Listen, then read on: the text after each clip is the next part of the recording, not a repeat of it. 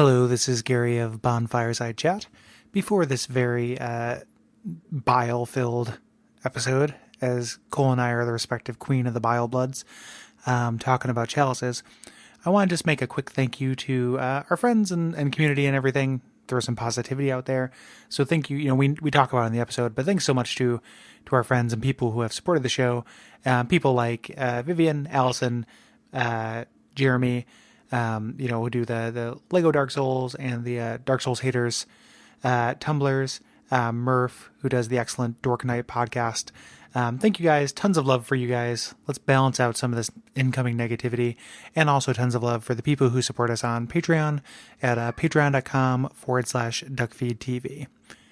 Love you guys. Hate the chalices. Here we go. Some of our landings were desperate adventures. We are now prepared to meet the inevitable counterattacks with power and with confidence.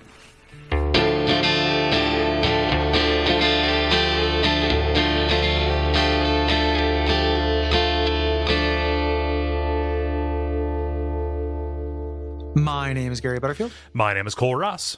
And you're listening to Bonfireside Chat. It is a Thumerian favorite. Yeah, and this week we are talking about the rest of the Chalice Dungeons, at least the rest of the story dungeons. You remember Yes. A couple months ago, we had Jeremy Greer on to talk about kind of the beginning of these up through the Central Thumerian and kind of the Hintertombs, and now we're going in to take care of the rest. The fucking Chalice Dungeons. The fucking Chalice Dungeons. As they're known as. Them fucking chalices. Bonfireside Chat. BSC. Boy, sucky chalices. Let's talk about chalices. So these are, it's worth talking about the way that this is going to resist our usual structure, because when we talk about levels, we tend to talk about level design, which isn't something that happens in these levels. This was a pithy thing, like a pithy observation that I and others made, but I think it's actually true, is that they just kind of used whatever algorithm they used to make the random ones and just saved as. Yeah. So, like, what is there to talk about? I mean, we'll talk about it because it's fucking stupid, but, like, what is there to say about big ornate bridges that lead to dead ends, and, traps that lead to dead ends, and just hallways? What about the themselves? 3 level switchback? Yeah. Oh, hey, that old chestnut. So we're not going to end up talking about each individual thing. We're going to talk about specifically egregious encounters, and then the bosses, and then kind of the chalices as in general. So we're covering a lot of goddamn playtime and a lot of frustration and misery, but not actually that much level. Not because it's not there. Oh boy, oh boy, is it there? It's just so. Cole and I have been complaining about this to each other and online. I think this is one, Chalice Dungeons, worst game I played in 2015. 2, worst game that From has ever made. Hidden inside like one of their best games. Yeah. Like hidden inside a very good game. This is one of the worst games I've ever played. Yep. Like it's so like you still control a little Bloodborne guy. Yeah. And you're still fighting some Bloodborne monsters, but just that level design and just the repetitiveness and the lack of cohesion and the fact that there's no sense of restraint to it. Like, just why not do more and more and more? Like, yep. I hate them. So I have 2 operating kind of metaphors for this, and hopefully this kind of sets the stage for my thoughts on it here. But it's kind of like From came to us and said, "Here's a 50-pound bag of cornmeal, and you're gonna eat it with a spoon, dry." Like, Here you go. From gave us something, and it's there. Yeah. It will fill your stomach, but it's that's our fault for starting a podcast called Bonfireside Cornmeal.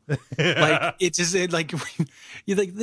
like there's no way in a million years I would have done this if we weren't doing it for the podcast. Oh no, and I would have been willing to live and let live. Oh, totally. I would have left them alone if they left me alone. Yep.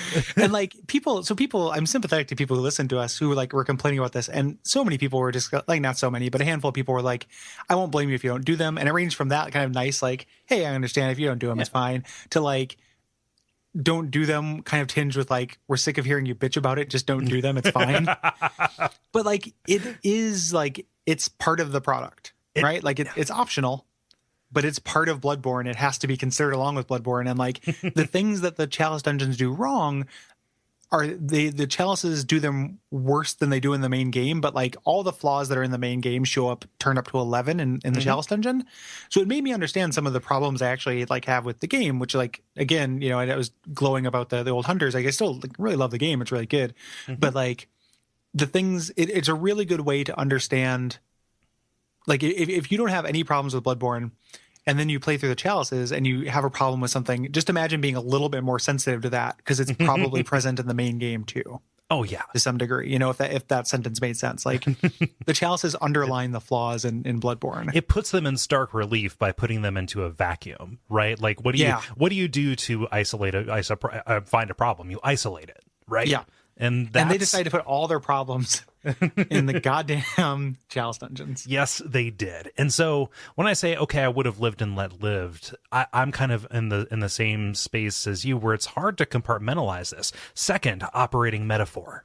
We're all talking about, like, or at least my refrain in this was, hey, at least it's more Bloodborne, right? You know, and I don't know how much of this we're repeating from the first episode, but dear God, it bears repeating here. Yeah. You know, like, hey, at least there's more Bloodborne. This is a monkey's paw wish, where you walk into it saying, all right, I'm going to, you know, wish on this monkey's paw that I have 2 sets of genitals, right? I like having a dick. It's fun to have one. Why not have a second one? Great. It owns. Yeah. 2 hot dogs, 1 bun. It's great. Exactly. But the problem is, well, it doesn't have any feeling and there's no blood flow. Yeah, and it just leaks feces. Like you now shit out of this dick, and every morning they get switched around on you by the dick fairy, and you don't know which one's going to be which. So like you're getting ready to go take a pee. You know, like here it comes. I'm peeing poop out of my dick. I've got to wipe my dick now. Yeah, because of Chalice Dungeons. And so what stops this from being a just buffalo diarrhea angry video gamer thing is, because it has no blood flow, it's gonna get gangrenous and kind of fall off, and the rest of you is going to be at risk of infection because of it. Yeah. Yep. Yeah. It's because I'm not trying to turn into a buffalo diarrhea podcast by any means, like you know, buffalo squirts chat. But it is like I felt a lot of genuine emotions of anger in this, and I don't want and this we'll talk about this at length. Like, I don't want anyone to come away from this. It's important to do this episode because I don't want anyone who's listening to this to be like, oh, Gary walked away from this and it hard, don't like, you know, like Gary didn't like it because it was hard, because I did it, right? Like I got through it alone, right? So like Jeremy helped me through Lauren. All of the worst stuff in this I did alone. So the same way that people who are playing it who are just like, oh, I really like the challenge, you know, and they felt good after they beat it, I beat it too. It's just I don't have, and I'm not trying to, you know, it's all subjective. People can like this stuff if they like it. That's great. But like, I think that for some people, not everybody, but for some people, I wouldn't put it past them that there's an element of like sunk cost. Oh yeah, in it. Like if you fight the you know, the watchdog of the old lords 20 or 30 times and die every time, and you beat it, and you have that sense of relief that you put that much time into it, you won't allow that to have bad design decisions. Like it has, you know, that can't have been bad. I can't have wasted that time. Yeah. You know, and I think that's kind of coming, some of the kind of masochistic takes and contrarians, you know, contrarian kind of apologies for this stuff. I think that comes from that space. Yeah. Not entirely. Like, I think there are people who probably are really genuine in that, but I just had this thought of like, you know, because a tiny part of me wanted to be like that and be like, oh, you know, it just, I figured it out, you know, but no, I didn't figure it out. I figured it out really early and then just got lucky after 15 times because that's how they're designed. Yeah.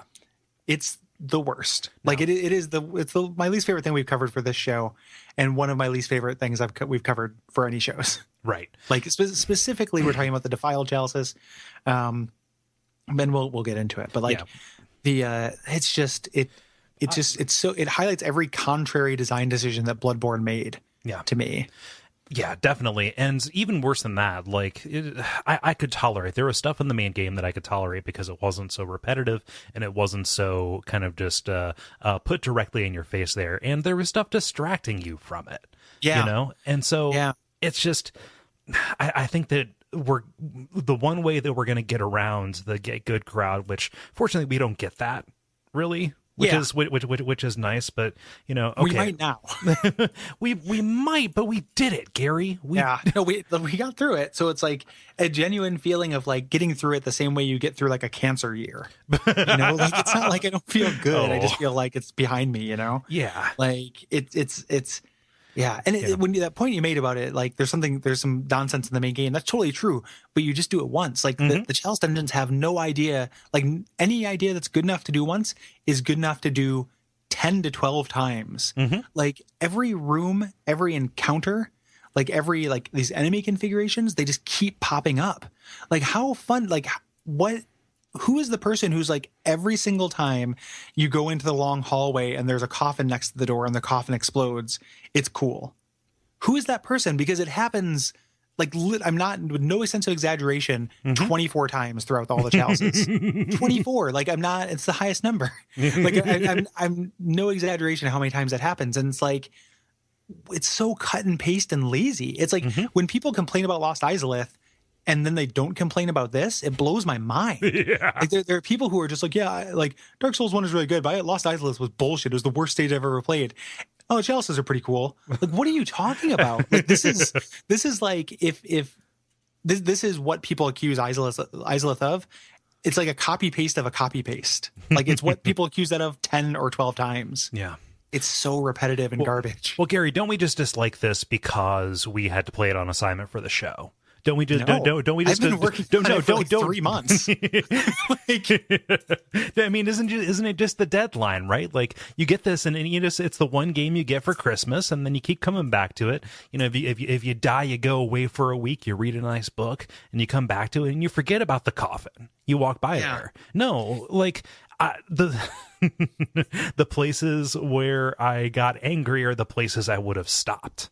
And it runs out of like we see barely anything new in this. That's the thing, right? And like we broke these in two, thinking like that Lauren and Eyes were going to be more than just a different filter. Yeah, be more than just like a different ZBrush or whatever over top of this stuff or a different color palette.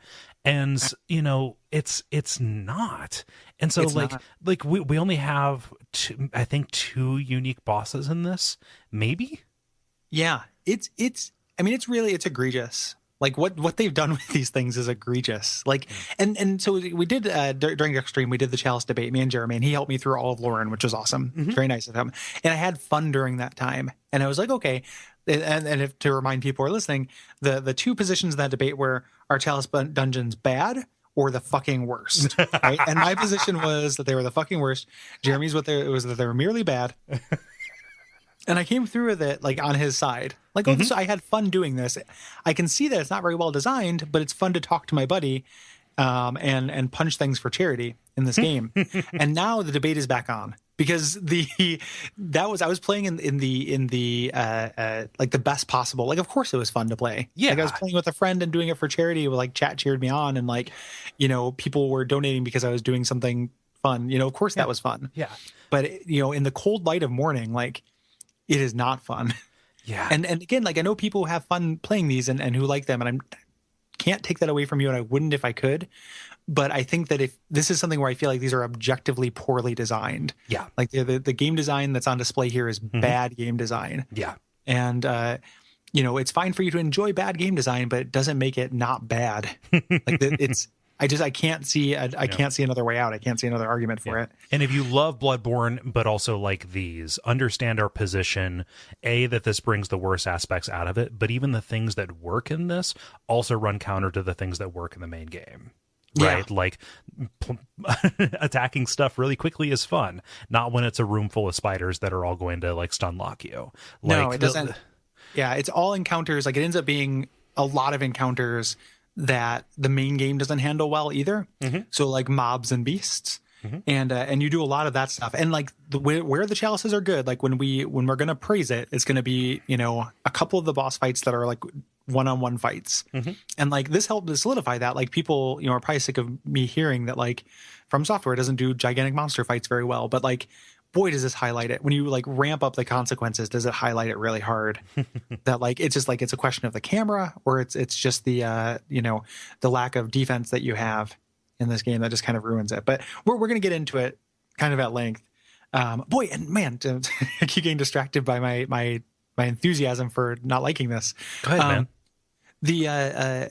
So one of the reasons why I wanted to get through it is because of this idea that this has to have some kind of greater lore significance, right? Oh yeah. The lore significance, now that the DLC is out, and they exist at the same time, they're both canon, but it doesn't need to be. Like, not the DLC excised this from the lore, or it could have. The DLC turned this into a footnote.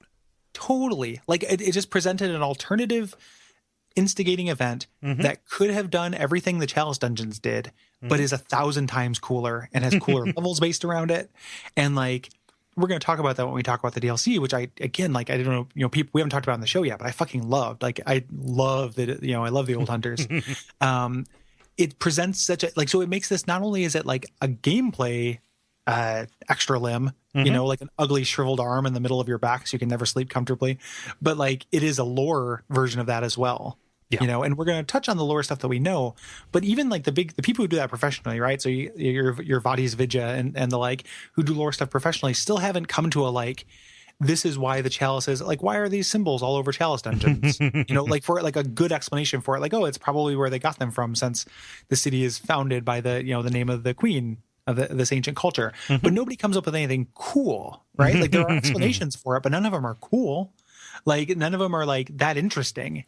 Like, there's just nothing about it that seems interesting to me. And I'm looking forward to tearing it apart and commiserating with you. So, and weirdly, as much as I hated getting ready for this episode and playing it, like, I've been looking forward to recording it. Because, me too. Like, this is the poison. Yeah. This is exactly, getting the poison out. And then also, this is a victory lap. This means I never have to do this again.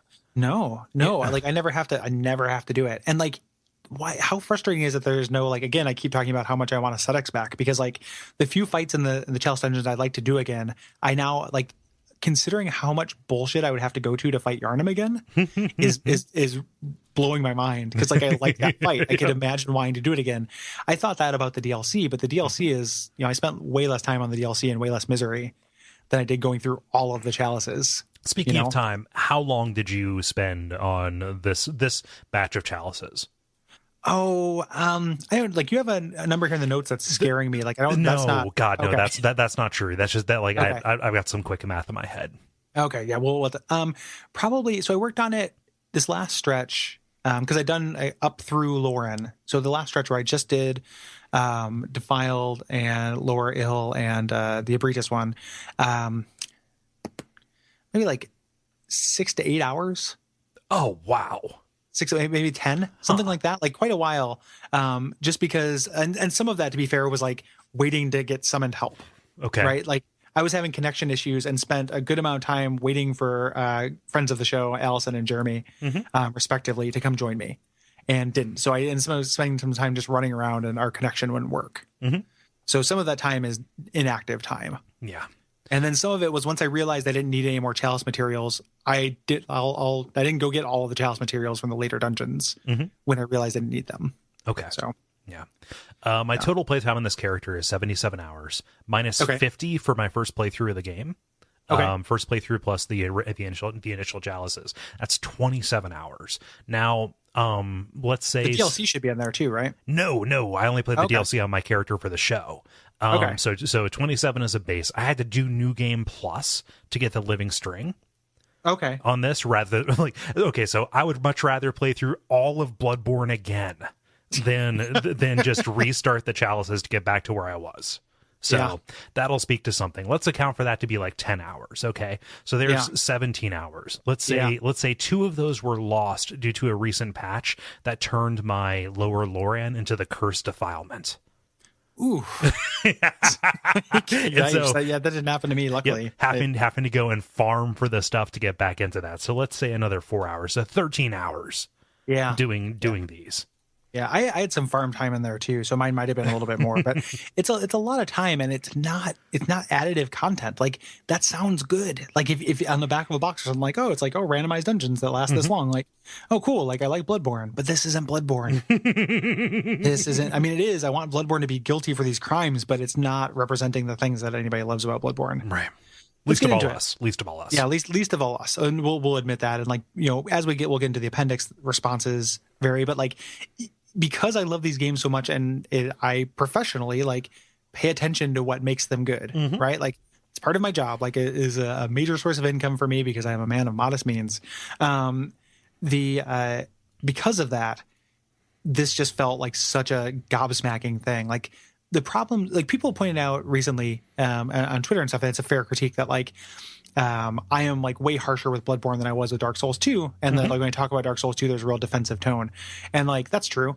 Part of the reason that's true is because of the conversation, you know, around it. So I am like, nothing exists in a vacuum. Like, I want to say that I can be totally objective, but also, you know, I am reacting to kind of the outside forces.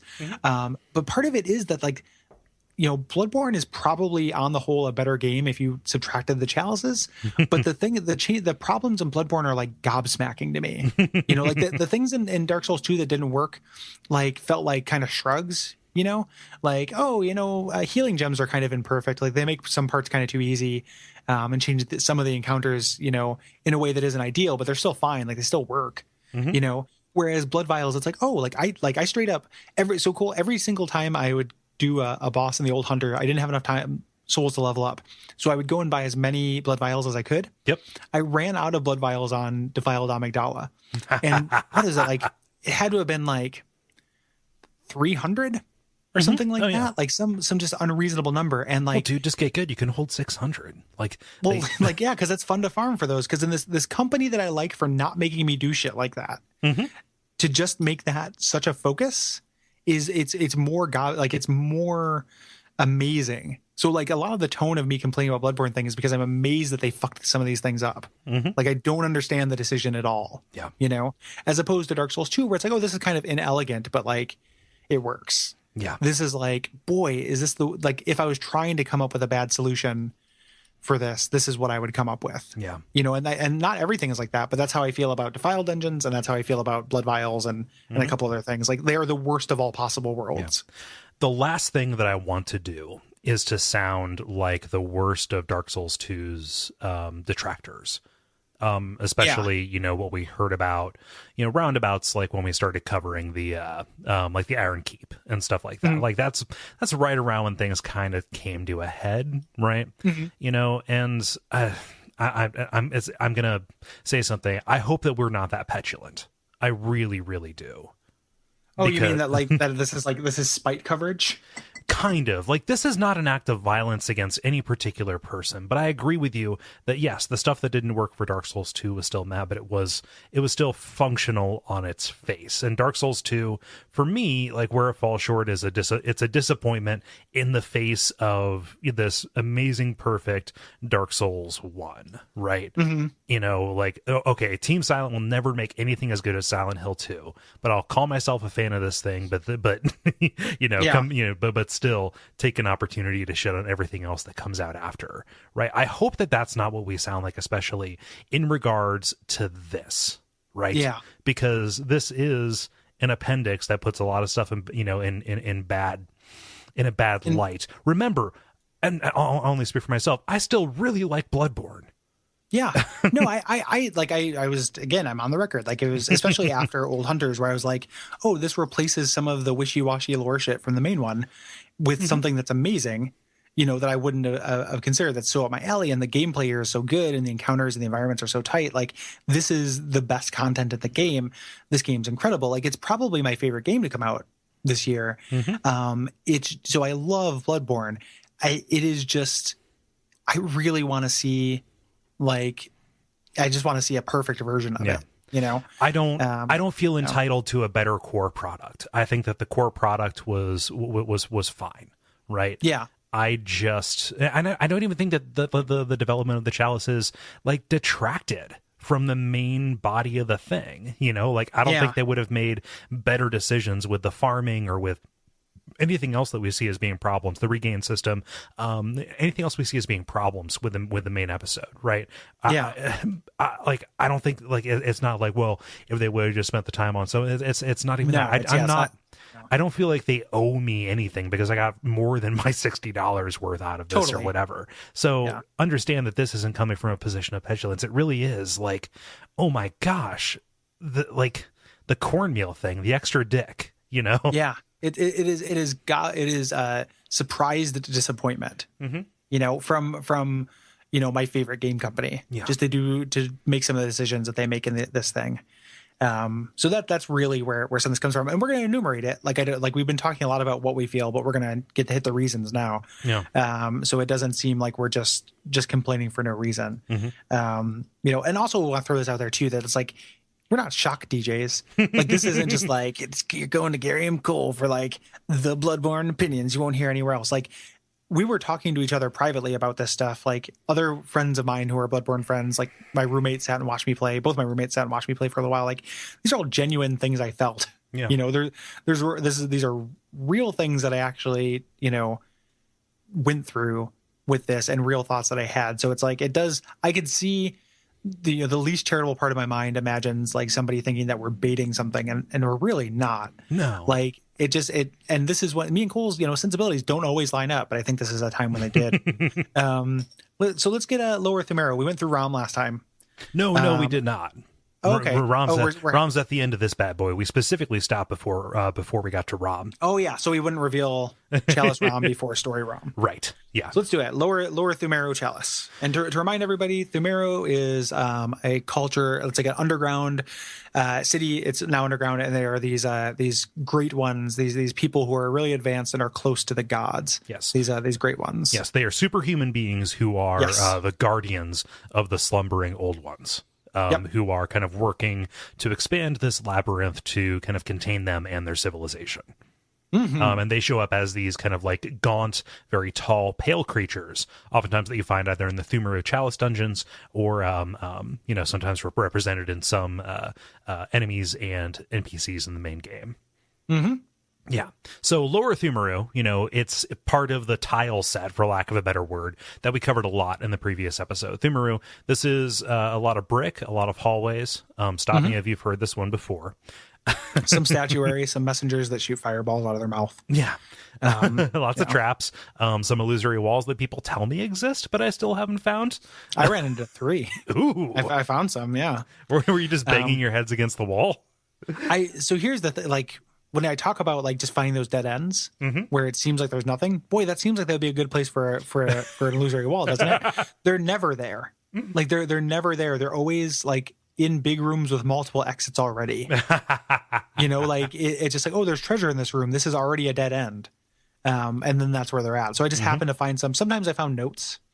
Somebody left a note telling me where there are some. I found one invisible treasure chest, which we'll talk about later, but I've not found an invisible treasure chest. That's interesting. That was a note. It's it's redeemed. Chalice's own. Okay, cool. So patreon.com. Yes. Anywho, layer 1, what do we got? Spiders. Spiders are back. We got so many spiders. It's worth giving a primer again on the structure of every single chalice, which is because it's problematic. You walk in, you have a hallway that's an entry that has a possibility of having a treasure hole off to the side of it. Yeah, either before or after. Or both. Or both, right. Yeah. And these things only give you chalice materials. I got to give a shout out to Riff from Video Game Hot Dog, who put my favorite metaphor for those in a tweet where he said, it's like buying a lottery ticket and you just get a free ticket, but that happens forever. Like that free ticket can only give you a free ticket, which can only give you a free ticket, which can only give you a free ticket. That is so good. It's like it's really good. You keep walking into and out of the speedway. Yeah, and you have to walk through like a storm to get to the store, but you just keep doing it thinking you're going to win this lottery. But all you do whenever you go through one of these areas is you just get chalice materials. And like it plays into the bigger, like Bloodborne has a real problem with its reward structure, right? Like exploration, the level design is really soulsy, but exploration feels worse because of the reward structure in Bloodborne. And the fact that they have these minimum requirements feels like and this part of this credit goes to my roommate Will, again, just like because I've been commiserating a lot, where he said like it's like people don't like they noticed that people didn't like these part of the games and tried to run through it, and they're trying to punish you for it because you can't sprint through it. Like you have to be diligent with these layers in order to get to the next layer. Otherwise you have to farm because this thing requires 2 bastards of Lauren and 3 yellow spines. What's the magic word? Yeah. I'm not going to let you play this, get in this level that you have unless you go and you actually explore all of these little side tributaries. Every single time I saw one of those, I sighed. Like because I was running towards a boss. Yeah, like it should be like, oh, I did all the bullshit. Like now I can go fight the boss, which are the highlights of these. And every single time I saw one, it was just like, more. Like I know I have to do that because I don't want to get to a chalice later and be like, oh, I don't have enough ritual blood number 4. I thought I did, but I just had ritual blood number 3. And then, you know, so every single time you have to explore them like super thoroughly. And the process of that isn't fun. So like those treasure pits, the tributaries suck. I was tempted to say, what fresh hell is this? But what tired hell is this? Yeah, there's no fresh hells here, man. Nope. Like and then the fresh hells become stale. Like the defiled chalices dungeons are fresh hells, which quickly become stale as hell. Like just become hardtack in your hand. Yeah. Like cornmeal, man.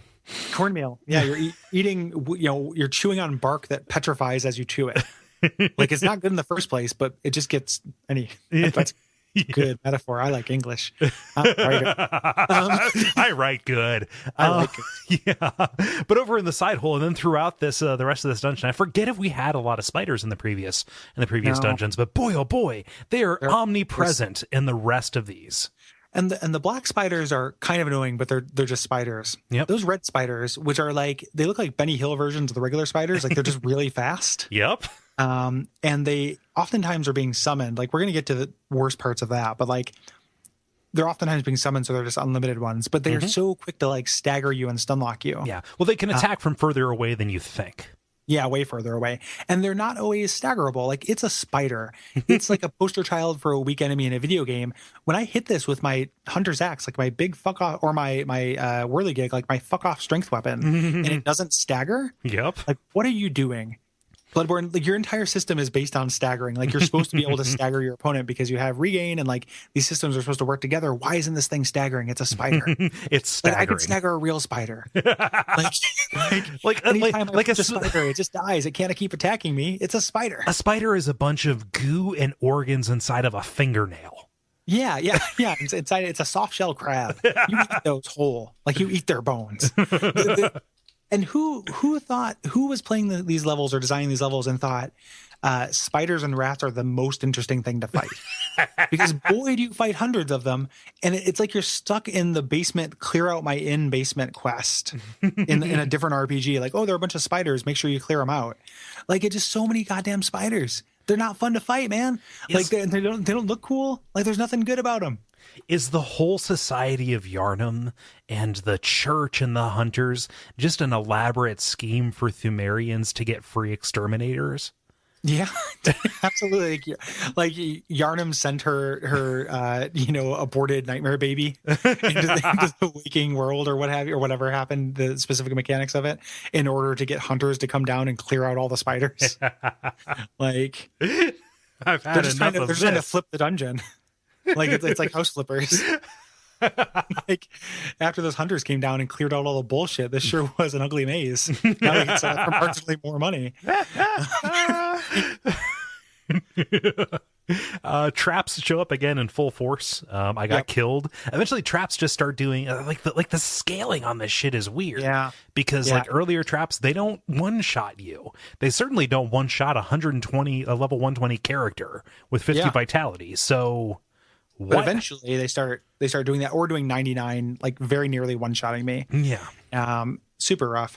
First boss, again, just cut and paste boss. We fought these guys before. The Merciless Watchers and Chieftains. These are big fat slime ogres with either saw blades or like blunderbusses. Yeah. And the big thing is you fight 3 of them. They do that reverse thing where it's like, when you show when bosses show up as regular enemies and it's cool. Yeah. Here they do it. They're bosses and then show up as regular enemies, but then they keep showing up as bosses. Like you can't. The street doesn't go 2 ways, man. Like I fought one of these things to pull your stupid lever. Why is it cool to fight one now? Well, Gary, if you're fighting those things to pull the lever, you're invincible during the during the animation. Yeah, you don't actually have to do it. Gary, after the lower Thumru, I started speed running this shit. I wish I had, because I felt like I want to try to fight the things partly because at a certain point I was like gunning for hate fuel. Like it was like, and then part of it, more. I did. I had some hurt me more. And then the other thing was like, I was really sensitive to this idea of people being like, oh, you just didn't like it because you couldn't do it.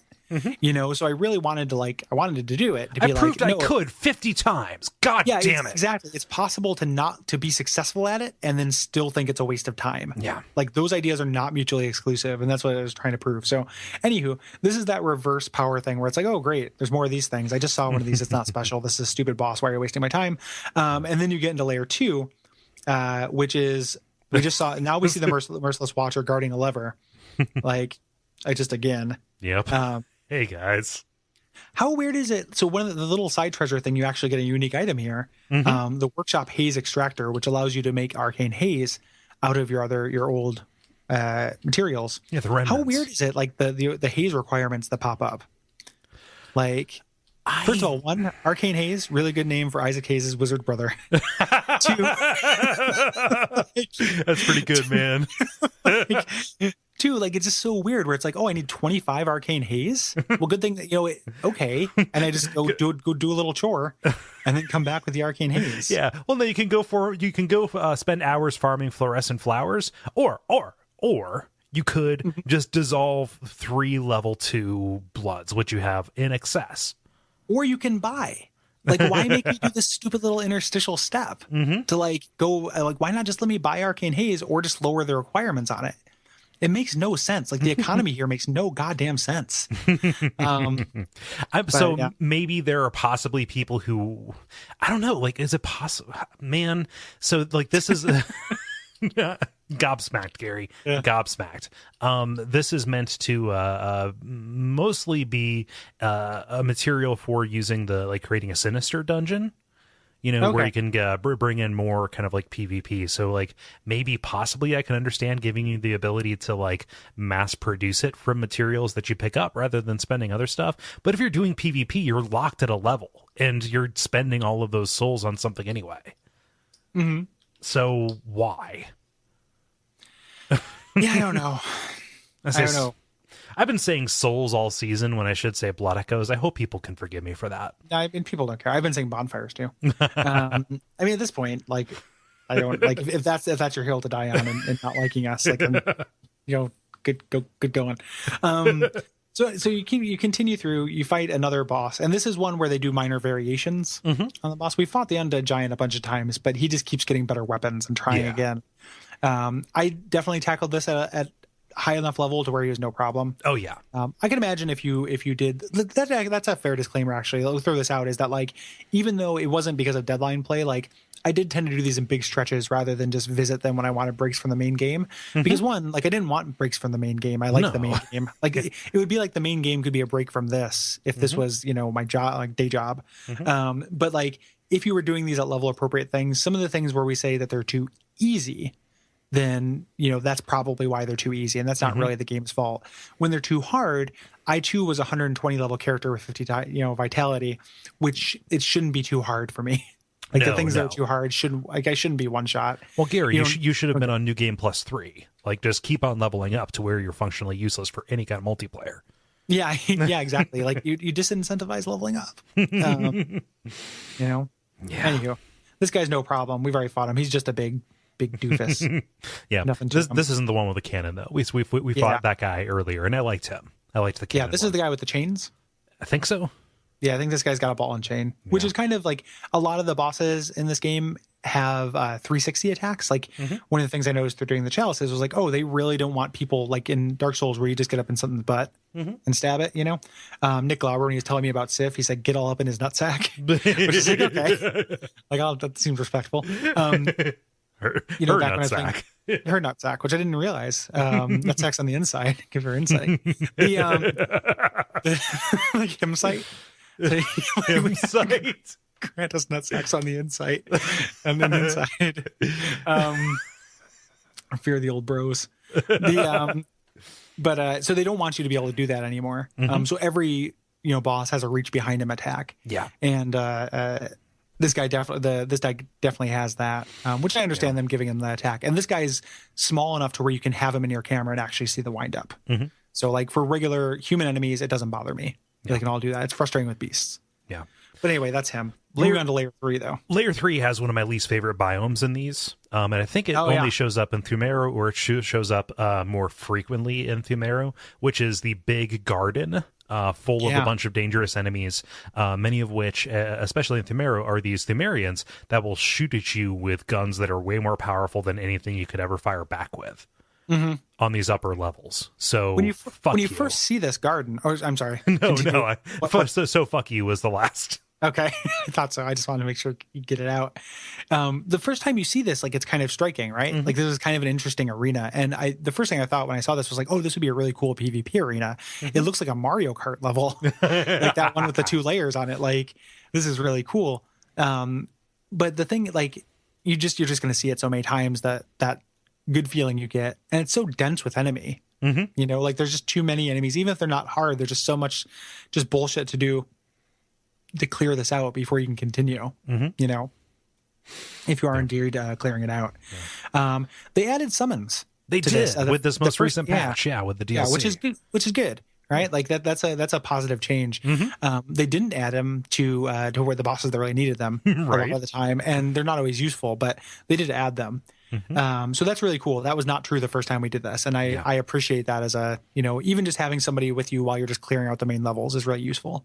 Definitely. And they put them like near the beginning too. Like, there are ones that are meant for the bosses. There are ones that feel meant for the levels, and that is that is very appreciated on my part. I definitely took advantage of that. Because I'm a filthy casual.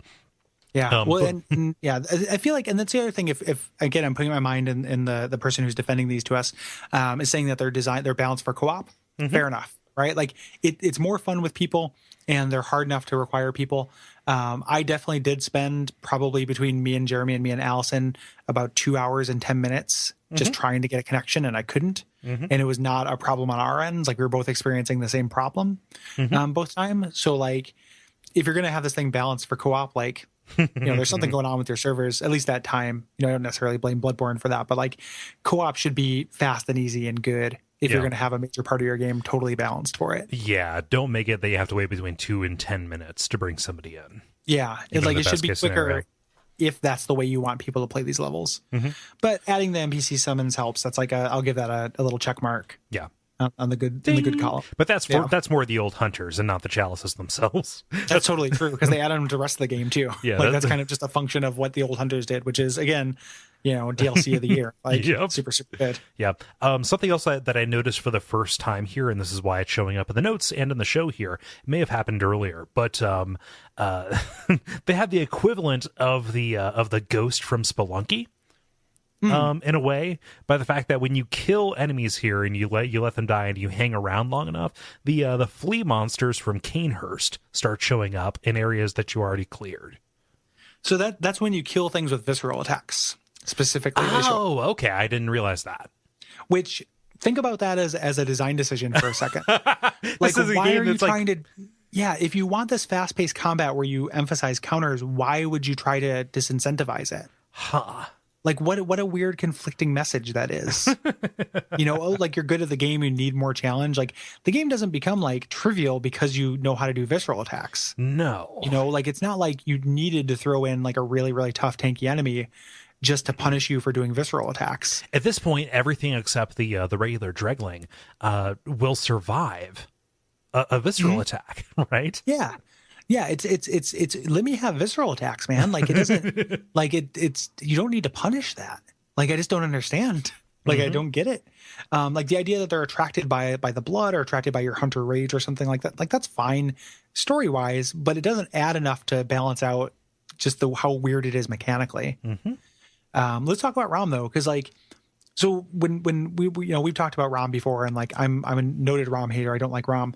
I realized one of the reasons why I don't like him fighting him here is that, like, if you don't have to do this, but especially in this arena, I think you want to clear out the spiders when you first get there and he's not aggroed, right? Just imagine, like, every time you die, you just have to do this little bit of homework. Like, every time, it just slows down the pacing so much. Like, it's like a loading screen. Like, killing all the spiders and clearing them out diligently is like having, like, it just adds a few minutes to every attempt to actually kill the boss. Yeah. And that's a bummer. You know, it's like, it's cool the first time, and then after that, it's just like, So it's harder to ignore the small spiders when you're in this tiny ass arena. And, we talked about a lot in the Dark Souls season about the way that the stuff that feels repeated is repeated in a context to kind of show you what worked or didn't work about the initial thing, or at least, like those changes are meaningful enough to the experience, right? And this feels a little bit like an implementation of that principle, right? Yeah. Yeah. They're what would make ROM harder. Like, if you don't have this huge open thing, like, I don't think ROM needed to be harder, but I also, like, that was a boss I had a problem with. I understand people who steamrolled him. Like, that's fine. This is not, out of encounters in the Chalice Dungeons, this is one of the less egregious. Yeah. Like, it's kind of annoying. I don't like this boss fight anyway, but, like, the changes don't feel as bad as they, when we fight Amygdala again or what have you. Yeah. So you fight him, and we head on down to layer 4. Yeah.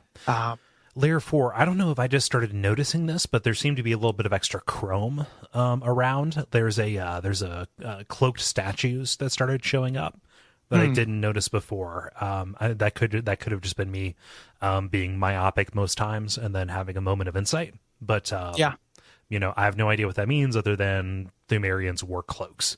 I don't think it means anything. Like, I feel like the kind of like the lore people who do this along with us, who are like banging their heads trying to figure out why there's all this specific statuary in the Chalice Dungeon, I think they're wasting their time. Like, it just feels like copy paste nonsense to me.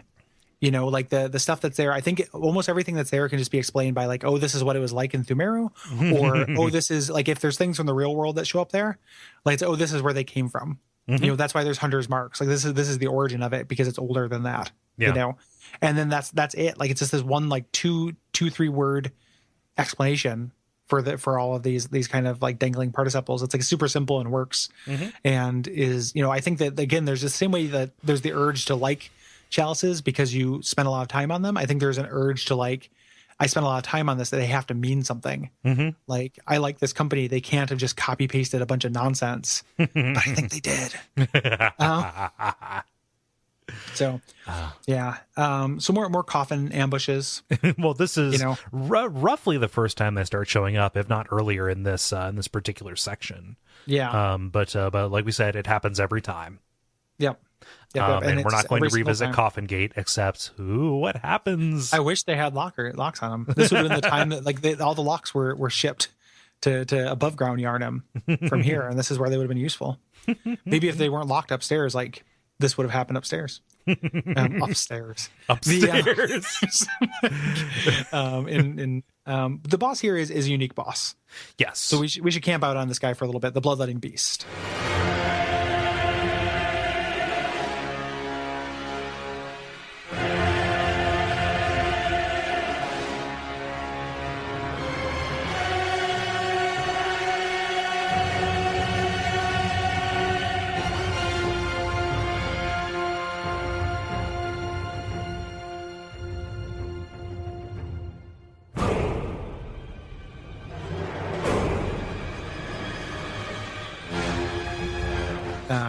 Yes. Yeah. So this is another one of our big beast enemies. We fight him again later, so it's unique now, and it is unique the second time. But they add something to it. Yes, they do change it up. This is another one of our beasts that have kind of a flame aspect to them. Kind of alongside the what is it? Oh gosh, the beast possessed soul has that, and then a great deal of the Chalice bosses have kind of like flame magic available to them. Yeah, pyromancy. Yeah. There's no reference to it in the text, right? But like, which I kind of like, is like a little detail, like, oh, like, because pyromancy is always shown to be kind of older, more primitive than current magic in Souls games, in Blood Souls games. So this idea that they had that, but we're not going to even talk about it, I think is kind of cool, because there's a lot of fire going on down there. Yeah. He's like, there's not that much to him in this encounter. No, he's really easy here. I was expecting to have a lot of problems with him. I think when people talk about having problems with him, they're talking about the second encounter. Exactly. With them, which is significantly harder and not mostly because they gave him 10 times as much HP. Yeah, it's a numbers thing. He still does a lot of the same moves, but I didn't take a note of them here because they just didn't, one shot me. Yeah, it wasn't enough to be too consequential. This was the thing where I'm talking about where the enemies have attacks where they reach behind them, and it's like I have to get behind you to damage you, right? Like I don't have to, but like that is a strategy. And you hit me, but I can't see your wind up. Like my face is filled with like hair. Yeah. Like I've got too much of your fur in my camera to see that you're about to do a thing. So what it ended up being was like I would just do an attack and then roll away, which makes these fights take forever. It's more of a thing later, but like it's even still just kind of a thing here where you just have to do that over and over. Yeah. This guy's got a little bit of lore significance because if the version in the or people think that it does. Yeah. So for a long time, people thought for sure that this was Lawrence because of where he shows up later. With his head kind of knocked off. Yeah. And there's still a little bit something to that. It could still be possible even with the DLC if you take that as like that's the dream version or something to that effect. But now it's kind of unclear, I think. Yeah. If this is anybody. Yeah, it was definitely easier to make that claim before. Yeah. Again, just the way that the DLC excises the necessity of the Chalice Dungeons in every respect. Yeah. Like it's no longer necessary for this to be here. It's kind of an okay fight as far as beast fights and Bloodborne go, which like they're not my favorite thing anyway, but there's nothing too egregious about this. There's nothing that special about his design either. Is this like is this one of the biggest enemies that we fight? Like he feels he's up there with like Amelia and he feels huge. Like I would love to see like a scale comparison between him and like the Iron Golem.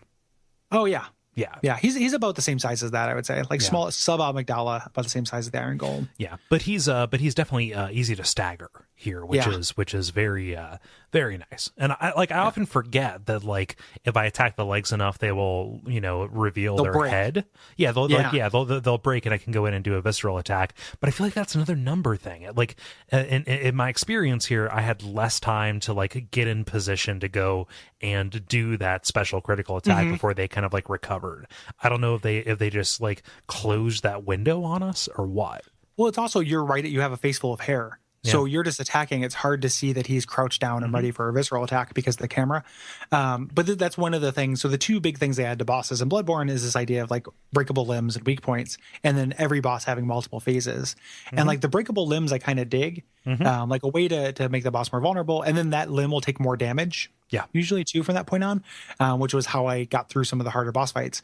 The multiple phase thing just makes me feel like I just have to memorize twice as much. Yes. Which I'm not super into it. It's just like a longer test on the same material, and it just kind of means that like, even if I luck out on the first half, like I'm way less likely to luck out in the second half, and just kind of ensure that like every boss is a bunch of like, just takes longer to learn, and that feels like to me, like, and I've said this 1,000 times, but like the amount of moves that Artorias has is the amount of moves that I want in a boss. Like memorizing that fight felt good and satisfying. Like it wasn't too easy. It's a hard fight. But it was good. I felt good memorizing that. Memorizing the bloodletting beast, especially the second time he turns up, like doesn't feel that good to me because there's just so much to it. And then the fact that he's a big pile of particle effects and hair means it's hard to tell his wind-ups apart. Or a big pile of flame, as we'll run into, or he's too big to be in your camera at all. So just having to memorize these things with no point of reference, and just having to memorize, like, if you look on the Fextra Life and you look at the number of moves some of these bosses have, the second phase, it ends up being like 14, 15, 16 different things they can do, which is with variations. Like if you count like the different combos as different moves. So just knowing those are there, it's just like so much to memorize. It just feels rote at a certain point. And that's why like, Lobos like has been going through fighting the DLC bosses with just his fist. And that's how he does it. Like it's really amazing, but it's a real test of patience. Like you just have to recognize everything that happens and always dodge it. Yeah. And just doubling those didn't feel like a strength to me.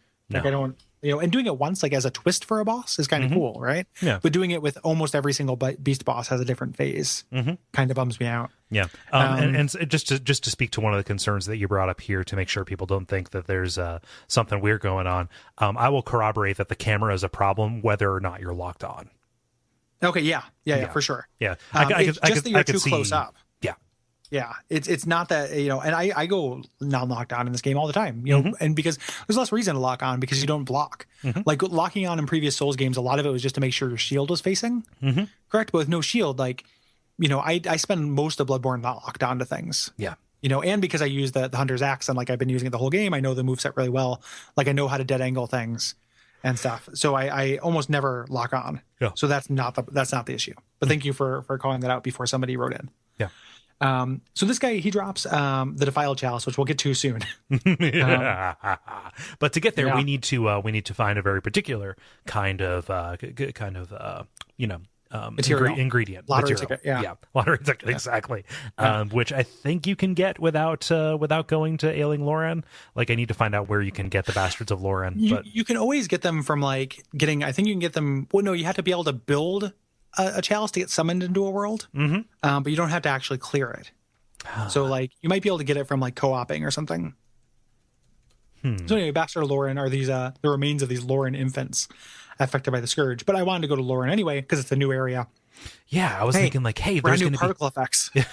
No, I was thinking it's gonna be new rooms, right? Like I was thinking, oh man, it's gonna be it's like a desert kind of thing. Like maybe there's gonna be rooms that are slowly filling up with sand. Like the sky's the limit. Like Thimaru is kind of a bummer, but Yharnam was a bummer because we had to stay in that city for so long and stuff. Really said, nope, it's the exact same thing except it's got a different color palette. It's the Scorpion to Thimaru's smoke. Yeah. Yeah, it just replaces it, and it's just one new room. Every time I caught myself getting to a new room and being oh, this is kind of neat, I punched myself really hard in the leg because I was thinking about, in any video game, when would you feel good about getting one new room per 20 rooms you explore, that are the same? You go through so much, just to get, and it's oh, this is kind of cool looking, but that was I was grading on such a goddamn curve that as to be meaningless. Being excited about seeing the weird rickety bridges over the chasm in Lauren is way too little, and it's only cool grading on the a point, an arrowhead of a curve, just the sharpest curve. But anyway, Lauren is a place. Yes. This is, it is this tragic land that has been consumed by the sands, and it has fallen to the scourge of the beast. Yharnam may be next. This is the same thing that happened to Yharnam happened here, or is happening to Yharnam happened here, which is cool. Again, I knew that going into it because I read the Chalice, but then nothing on the page actually supports that. There's no urban structures. Where do people sleep in fucking Lauren, dog? It's so poorly designed. It's such a non-interesting place to explore. So my initial supposition was that this was kind of a different Thumerian city or a land or something like that, but there's no Thumerian presence here. No, there's nothing. So I don't know why it's a part of the labyrinth. I don't know either, and I don't know what. Yeah, I don't. Other than the fact that it fell to sand into a beast scourge, I don't know anything about Lauren. There's a lot of some of the the perhaps more diligent loresters than us put a lot more kind of weight on the Lauren silver beasts. Just because of a couple things, because of that bloodletting beast having his transformation, which we'll talk about, and kind of looking like the parasite that we see from these things. But I still couldn't, it didn't end up feeling necessary to me. Right. It felt like a note added, a patch, a Band-Aid to something that didn't match the central thrust and didn't feel satisfying in the face of the main game at all. But anyway, so this is also spiders, but now beasts, yes, instead of Thumerians. Yeah, and so these are mostly the beasts that we found in Old Yharnam, the male ash beasts and the female ones, except with less emphasis on the poison. I feel like they leaned away from that, which is merciful, but it still shows up here. You're going to benefit from running around here with a torch, which I do anyway because the Chalice Dungeons are dark. But at least the male ones who don't have the shroud will get stunned and back away. Yep. Yeah. You also fight some of the big werewolves here as well. Yeah. So those guys, are not scared, but they show up as well. Yeah. There are guillotine traps here, which again, we love Sen's Fortress. You can go back and listen to us talk about Sen's Fortress, and anytime anything recalled Sen's Fortress, we liked it. Here it makes no sense. Who's setting these traps and for who? Sen's Fortress is set up as an adversarial location. These are supposed to be ruins. This is where the church went down to find the holy medium and gain, eventually get the beast plague, the old blood, and make contact with the old ones. Why are there like cartoon traps here? There's possibly an argument to be made that these are labyrinths constructed to keep people away from the slumbering old ones. Yeah, but then it's like, where do people live? Like, it's not like this was a city, right? Like it's can't be both. Like if they had said, if the fiction was always like with the Ihil, they say that's the capital of the place. Like, I understand it can't be both, but like that doesn't look like a capital of anything, though. Nope. Like this is always supposed to have been a civilization, not like oh, this is an ancient order, or something like that. Like this was always supposed to be people fell from this. Like this is supposed to be the idea of Lauren is this. Like this is what happens when you totally fall to the beast plague and like the civilization gets reclaimed by sand. Right? Like that's what it seemed like to me. Like they're setting this up in contrast, so we'd feel a sense of consequence for Yharnam. But that doesn't.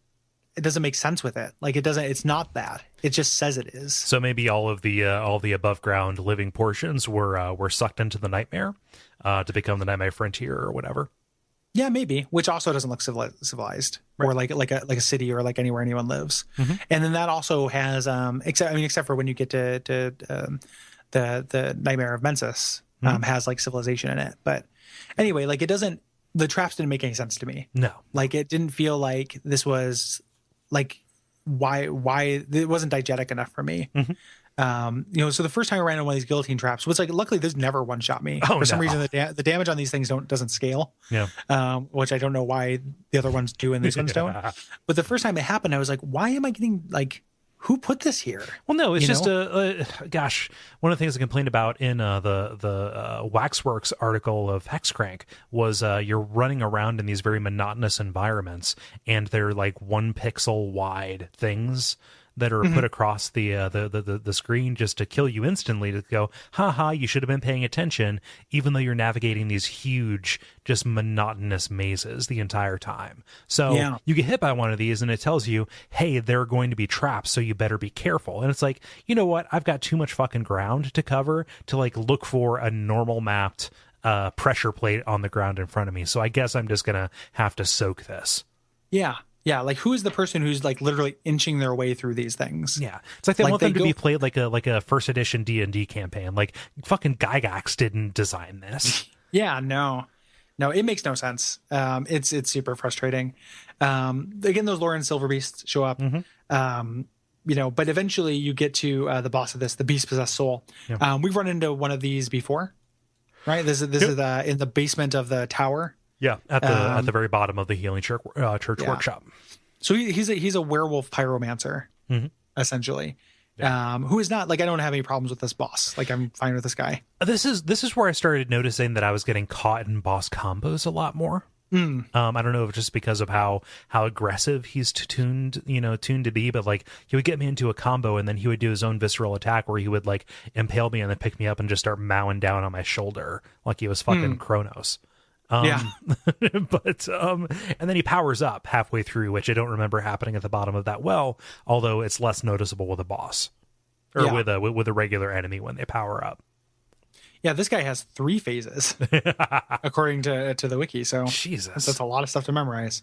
I didn't have too much of a problem with him, but he's not super fun to fight or anything. I just kept trying to get at some point, like when they ramp up the consequences of being hurt.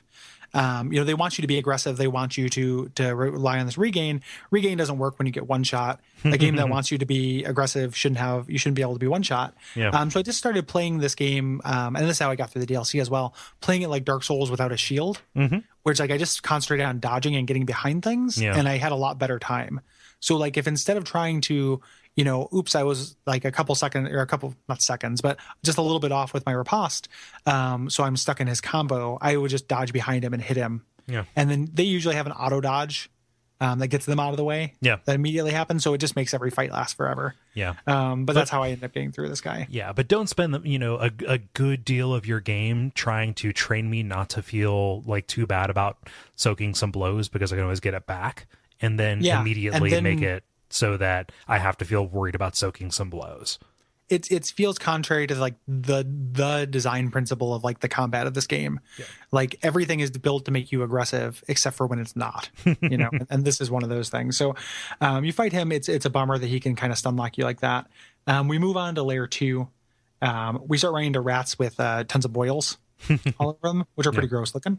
Yeah, and they're in these big blood swamps, you know, bottom of 3-2 kind of places with lots of cages. The treasure hole here has a weapon that the community really likes, which is the beast claw, which lets you get access to kind of this beast form where you transform both of your hands into these claws.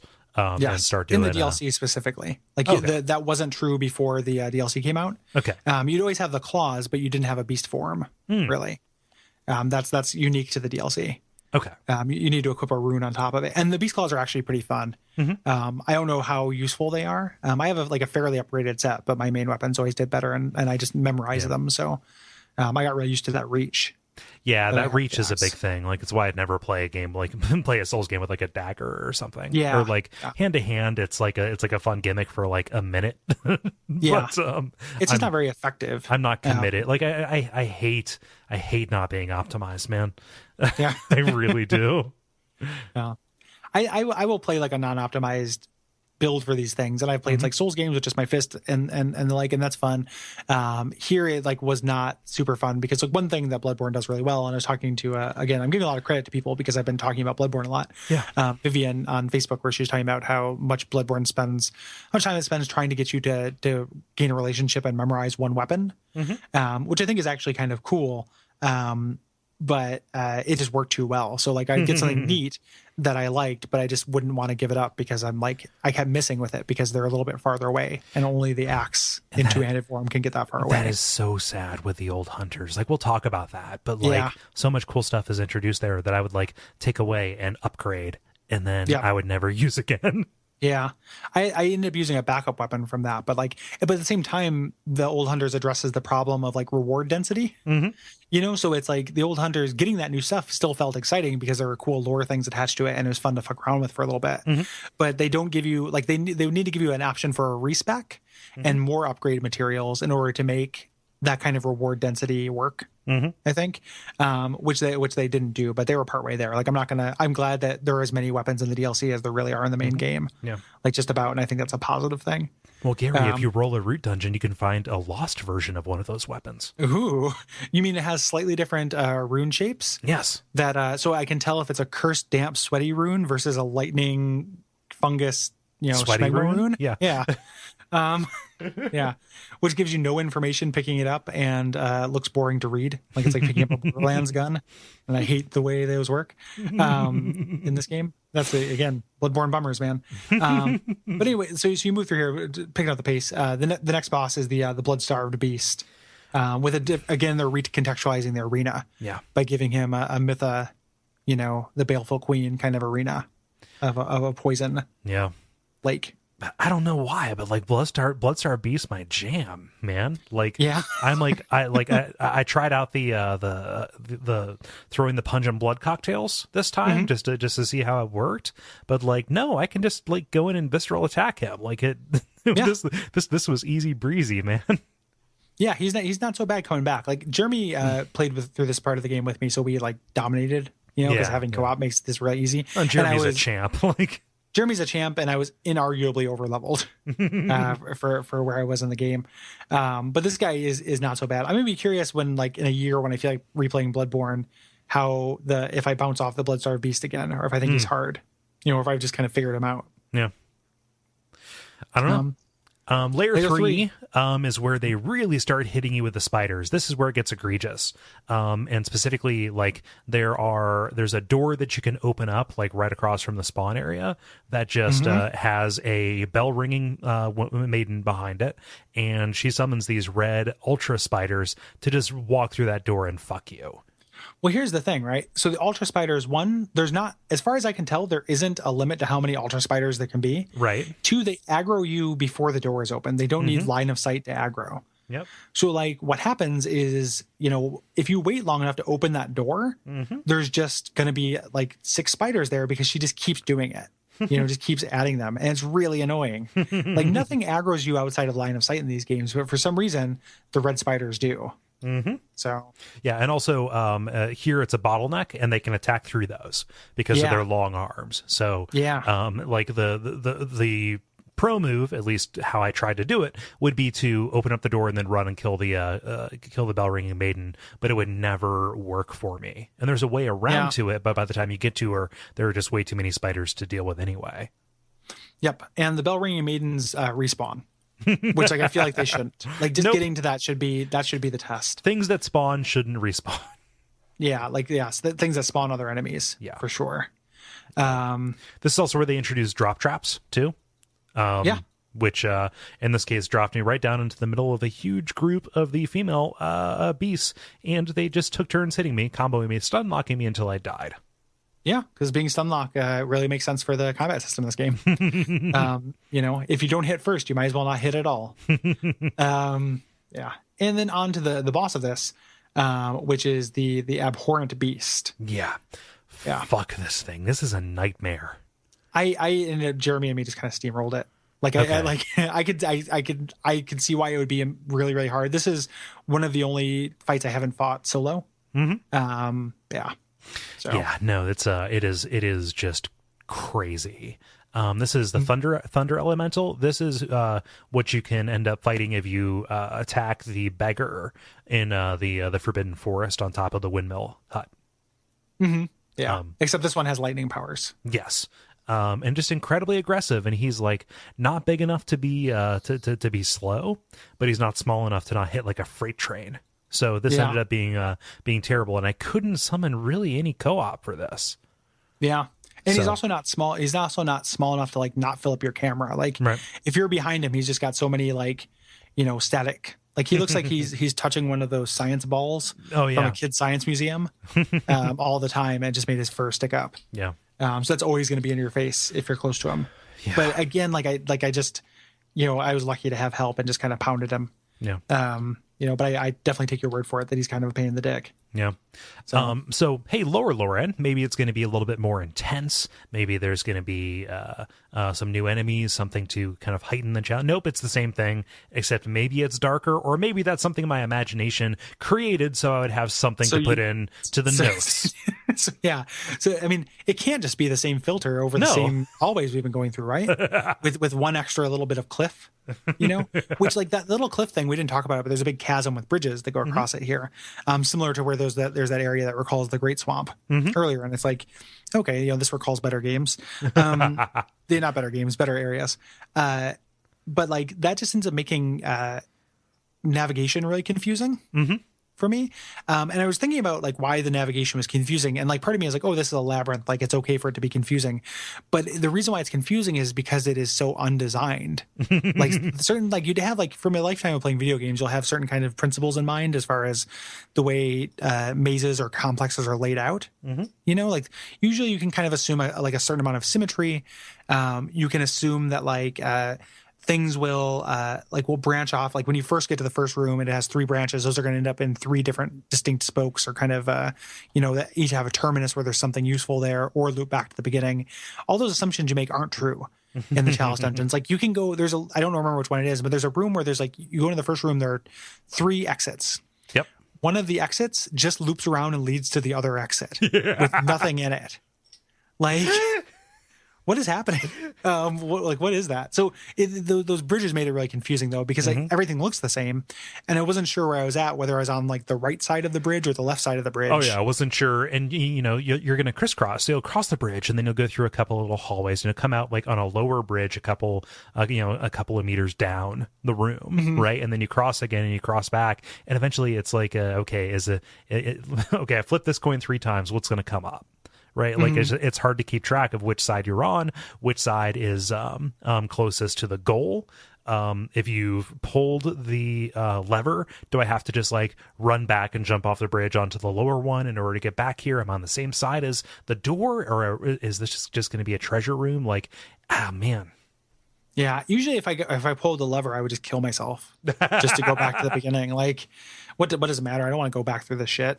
I don't want to get lost on my way back. So anyway, so this first layer, you fight the Lauren Silver Beast, which again is the that street doesn't go both ways. Like I fought these things before. Why are they bosses now? I fought these things in more challenging arenas. Yeah, like the run up to the Nightmare of Mensis is a very hard place to fight these. Yeah. So like again, it's a reverse, and you could argue like you're supposed to run into him here, but is the Chalice Dungeon really the introduction you want for any monster? No. In this game, like no, like you want it to show up in its actual environment rather than where it's been copy pasted in this like weird padding thing, and so it's either it's level appropriate and insignificant, or it's like part of a bigger design, but it's yeah. No, this is a layer 5 dungeon or a level 5 dungeon, depth 5, whatever. It's the first one we've done. And the guide specifically calls out and says, yeah, you need to be like level 120 or 130, whereas it recommends you want to be at level like 80 to beat the final boss of the main game.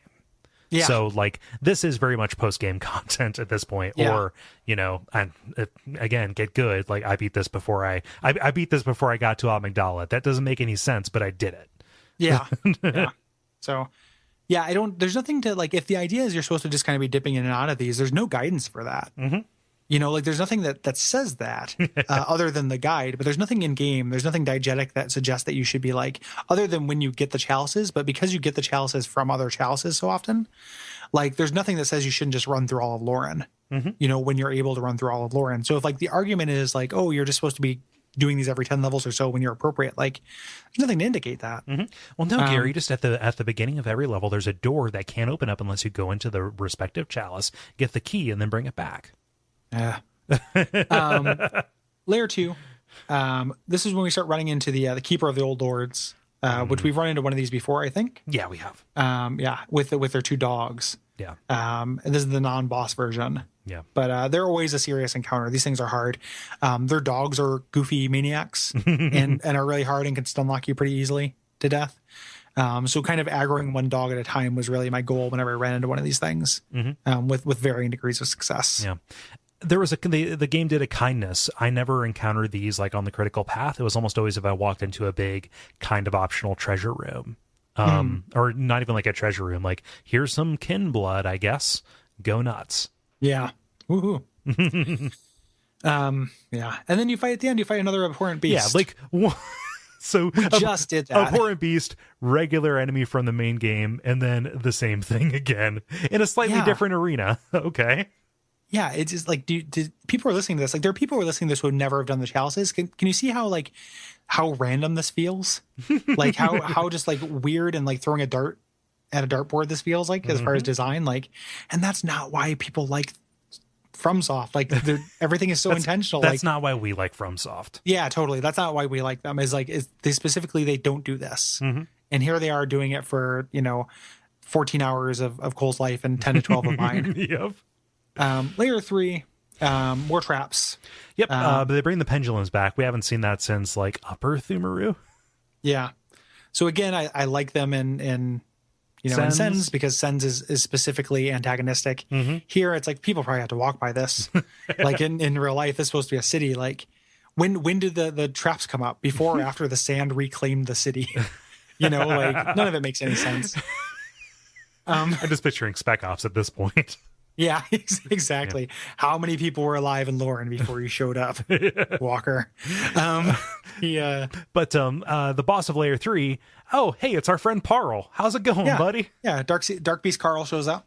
Yeah, and it's like, again, it's just copy pasted. Like, it's not cool. Like, he's still Parl, so he's still, all the things that are true of Parl are still true. Yeah. But it's not particularly cool or satisfying to run into him again. It's a big 4-legged beast that mimics, a very bland Sith or a less fuck you Vanguard the Royal Rat or whatever. Yeah. Authority the Royal Rat.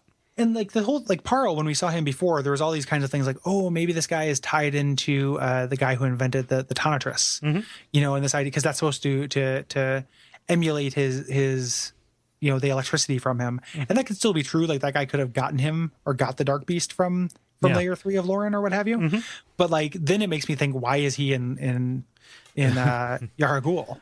Well, you know, can you remind me? Did we figure that out? Yeah, we figured that out, and that like that this is one of the few things that actually has like a lot of text around it. So in Archibald, any item that relates to Archibald, so either his badge or the Tonitrus or Tiny Tonitrus, he was like a Tesla figure who was just really enamored by these dark beasts, which are kind of one of the last kind of evolutions of the beast scourge. So as they kind of transfer through this, they turn into wolf-like creatures, and they eventually lose a whole bunch of their flesh, and they get more and more electrified, and they're considered to be truly undead. So that's why like the Lauren silver beasts are they have those electricity attacks right around the time they kind of go a little bit more feral and drop their torches or whatever. So this is actually like a natural thing that Archibald was fascinated with and studied and used to create his stuff. So the Dark Beast Parl is likely like a member of the church who transformed, and Archibald was like, all right, well, I'm going to keep you here until you go Dark Beast on me so I can do my research. Like he was a research subject. Okay. Yeah. I guess that makes sense. And so this isn't called Dark Beast Parl down here. Yeah. It's the Loran Dark Beast, which again, this is if not the source, at least an earlier example or an earlier cycle of the beast scourge kind of showing up. So it makes sense that like the beast that has been around the longest, or their kind of version of clergy who was kind of partaking in the blood and transforming the way they did, would end up like this. Yeah. Yeah, fair enough. It's still not that fun of a fight, but it's not egregious. It's just copy paste. Yeah. But to make the critical path to get the chalice that ends the chalices and lets you fight the cool optional final boss, you have to go into the Cursed Thumeru Defilement chalices. So like a defiled dungeon, the whole like it's two things, right? Like this has two properties, or is it just that like I know it cuts your HP in half. The fact that every boss has a quadrillion hit points, is that like a property of like it's defiled, so you're cursed, so you're at half health? Is the defiled part the reason why they have a gabillion hit points? I think so. Okay. So you have half health here, which has a lot of different like kind of ramifications that maybe you hadn't considered. Like when I first went there, I was like half health. I'm like, oh, that sucks, but I just need to be really Johnny on the spot with the blood vials, because my blood vials heal like a lot of hit points.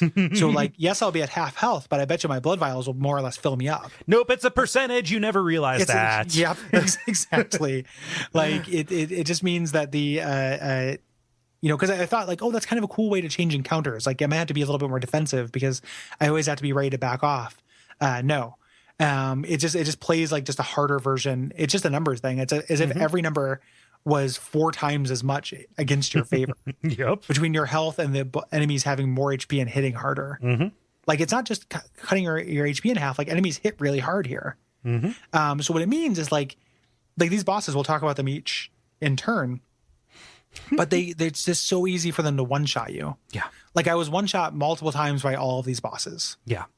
Like many times. There's not going to be really any detail about the levels here. Honestly, everything we've said about previous kind of instances of this still holds true. It's still way too easy to get staggered. Like, yeah, it's just like it is. There's less distance between you and a loading screen. Yeah, is the thing.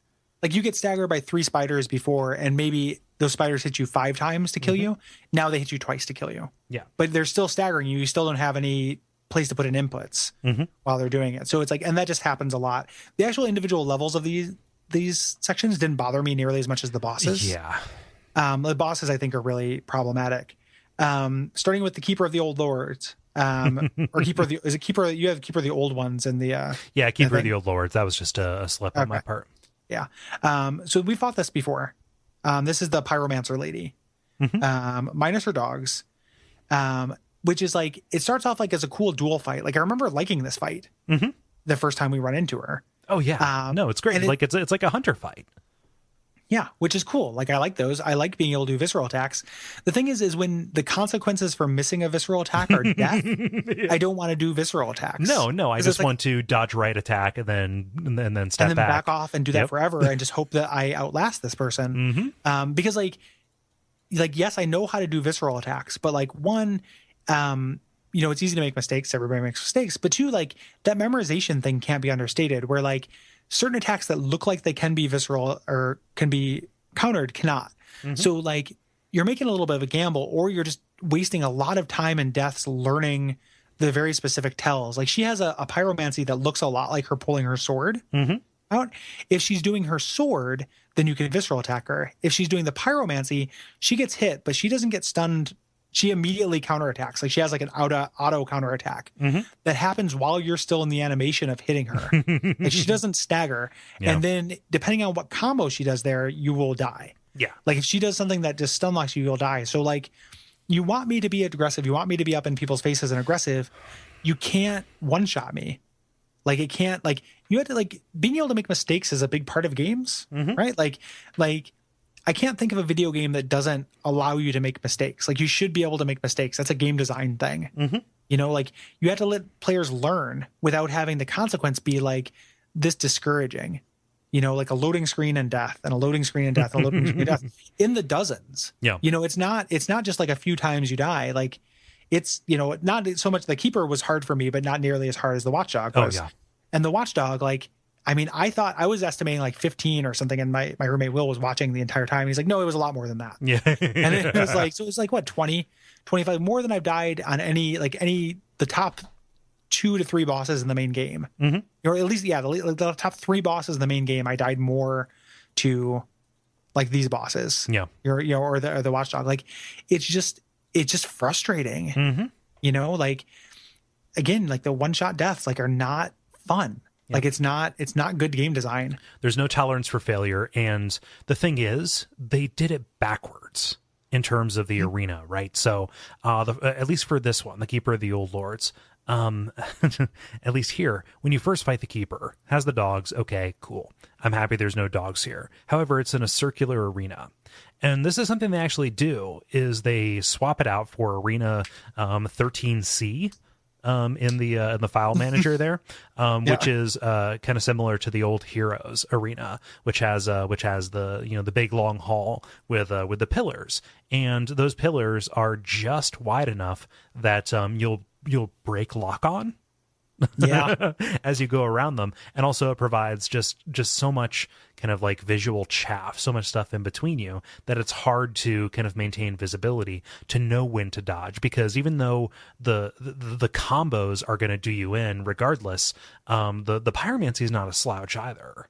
Yeah, no, the pyromancy was what often got me, like specifically the combustion that she does, one shot me until I put on all of my fire resistance. Oh yeah, I was dressed up like her. Yeah, like including I had to go back and switch out my goddamn runes, because why can you not switch out runes in the fucking level? What a terrible idea that is. And like this was, you know, leading me to a rune thing. Like, what are there any runes in Bloodborne that are fun to use? Like, remember when rings could be kind of fun? Like, they would change your movement set or, like, change your equip loads. You could look different and do different fashion souls. All of them are, like, goddamn Borderlands armor. Like, it's just, like, plus percentage, you know, defense of this. Like, none of them are fun. Like, I am just, like, stacking up on blood vial ones, you know, so I could have 27 blood vials here. But none of them are fun to use. No, you know, like, the weird, like, the Ring of Favor and Protection, which, like, super powerful, but had this cool, you know, kind of downside to it. Like, rings used to be fun. Rings are fun. Runes are stupid. Like, runes are not interesting. There are cool runes in the DLC. Yeah. Oh, absolutely. That's what I was gonna say. There's 2 of them that are super cool, and that's what again, the DLC just fixing DLC as apology. The you know, the Gary Butterfield like heart, you know, soapbox I like to stand on, like. But I had to put on all of my fire stuff to not get one shot by that. If I didn't get one shot, I would get 90% shot. And that just meant running away and healing. So like so much of this fight was just running away and healing. And then when I would try not to do that, I'd be like, no, this is Bloodborne. I should be aggressive. You know, I would have like Jeremy or Allison on my shoulder being like, no, you just got to be aggressive. Be aggressive. I would do it. And then just one slip up or one, you know, just, you know, I would just die, and it just became not worth it. Like, it just wasn't worth like engaging the game the way that it felt like it wanted me to do it, you know? And it just gets worse as we go through the bosses. So like this one's bad, but eventually you get through it. You ain't seen nothing yet. Yeah, you ain't seen nothing yet, because it just keeps going on. This Watchdog of the Old Lords, like this is probably the most I died in the game. We fought this guy before. He's like a crocodile fire dog. I think it's kind of I a love stupid that looking beer. design. It's a little bit too happy for me. But Yeah, crocodile fire dog. yep. I think he looks stupid. I think his face looks stupid, but like Now you're just being childish. no. I mean, I think he's not. I don't think he's a cool design. Yeah. But the at least he's unique in that respect. And we fought dog monsters. For some reason, the Souls games are where you kill dogs, because dog shaped monsters are a real thing in these games. But he takes everything about the keeper and adds bad camera to it. So like if I'm behind him hitting his leg, which is how you beat him, I don't know when you're winding up for that charge or you're winding up for that AoE, dog. Like I can't tell because I can't see your face because the camera is just fire. And I'm not locked on. It's just my entirety of my screen is filled up with your fucking thigh. So how am I supposed to know when you do one of these things that one shots me? This has to be made specifically for co-op, because in my experience, like really benefited from co-op. The way we got around that was Jeremy was kind enough to help me. Like I left work early one day because I knew I was going to have to just play all of this, and Jeremy was home, and he was kind enough to help me out with this. And he's like, "All right, so what we got to do is we got to trade aggro, right?" Yeah. And we had voice chat on, and it's like, okay, I'll draw him over here. There's a great NPC summon for this, the Queen Killer. Oh yeah, that guy. Yeah, who uses the wheel and has the executioner hat on. He's cosplaying as Alfred. Except he's shirtless. It's great. Yeah, he's naked Alfred. He's sexy party Alfred. Yeah.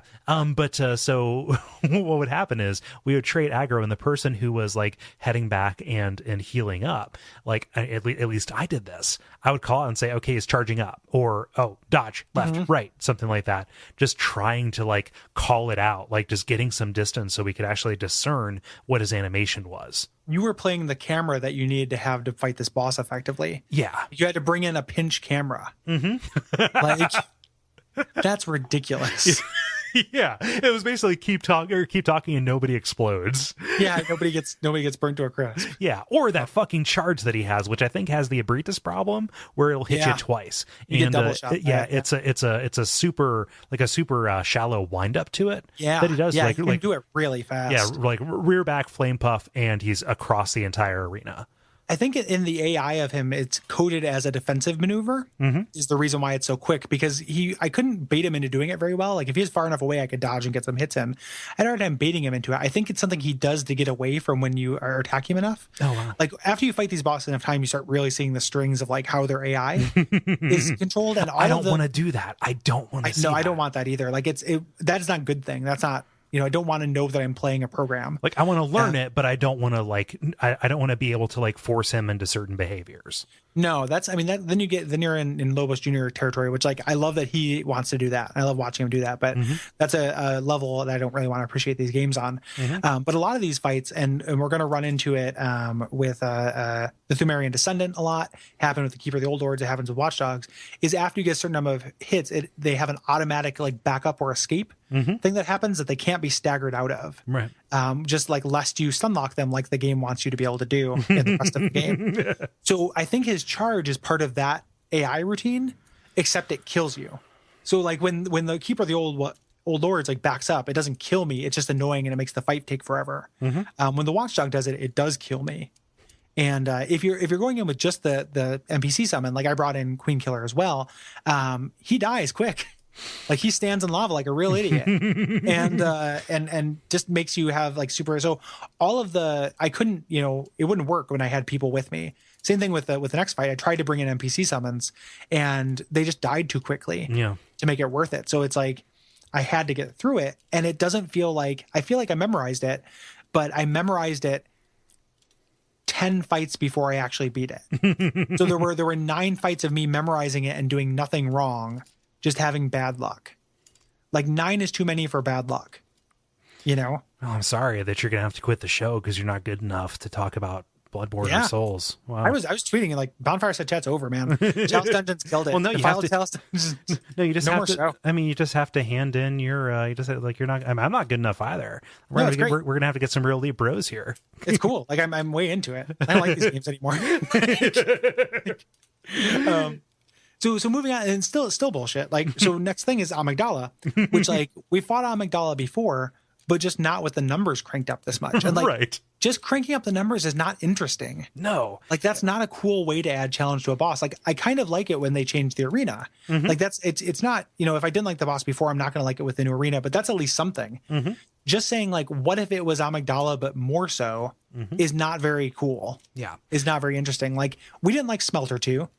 Like, why do people give Bloodborne a pass for this shit? Like, Smelter 2 was terrible, but this is like that, but like twice as much, 3 times as much. And the the amount to which her HP is cranked up kind of reveals a real like problem with the fight, which is you just can't damage her 80% of the time. Yeah. Like normally with most Bloodborne bosses, if you're tenacious, you can get into an advantageous position. However, because it's a big spider that has these legs that are up and can just move around, there are just times where it can hurt you, but you can't hurt it. Most of the time. Yeah. You know, it can hurt you and you can't hurt it because its back legs are super armored for some reason. There's actually, I wasn't going to be able to beat this. I died 1,000 times, but I found an AI exploit online that you can do. So if anyone's struggling with this, you need to wait for her to do the thing where she slams down, resist the urge to punch her in the face, go around and get about 3 Tumba widths away from her tail. And then when she jumps, don't move and charge your R2 attack. And when she lands, you'll hit her in the face. Oh, wow. And then it's now your task to not get hit by her counterattack that happens when she stands up and get to her tail again. So it takes forever. It's like super tedious, but it was the only way I could do it because I was going through and just kind of waiting for her to do her slam tantrum, and then punching her in the face. But when she rips her arms off and they gain the magic attack, you start getting one shot by them. Yeah. Like I would get knocked down by one and then the other one would hit me while I'm down. I shouldn't take damage while I'm down. That hasn't been a thing. And people, when we talked about Gascoigne, people were like, Gary, you don't take damage while you're down. Yes, you do. I watched it happen like 10 times where it would hit me, I'd fall down, my HP would go down a certain amount, and then the other hand would hit a beat later, and the rest of my HP would go away. Like, you take damage while you're on the ground. That's why you take damage twice from a Breedus. Like, it happens in the game. I'm not making it up. So it took so long to beat this boss, and it was just not, it was the kind of thing where it became not easy, but like doable, but boring, which is not a good alternative to impossible and frustrating. Yeah. Jeremy had the patience of a saint with me. I died for so many stupid reasons on both of these fights.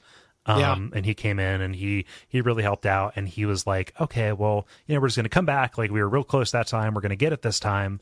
You know, he never got upset, and neither did I, because like, we got to do it. I just felt bad that I was wasting his time. Yeah. It's super rough. Like these things suck. All 3 of these fights suck.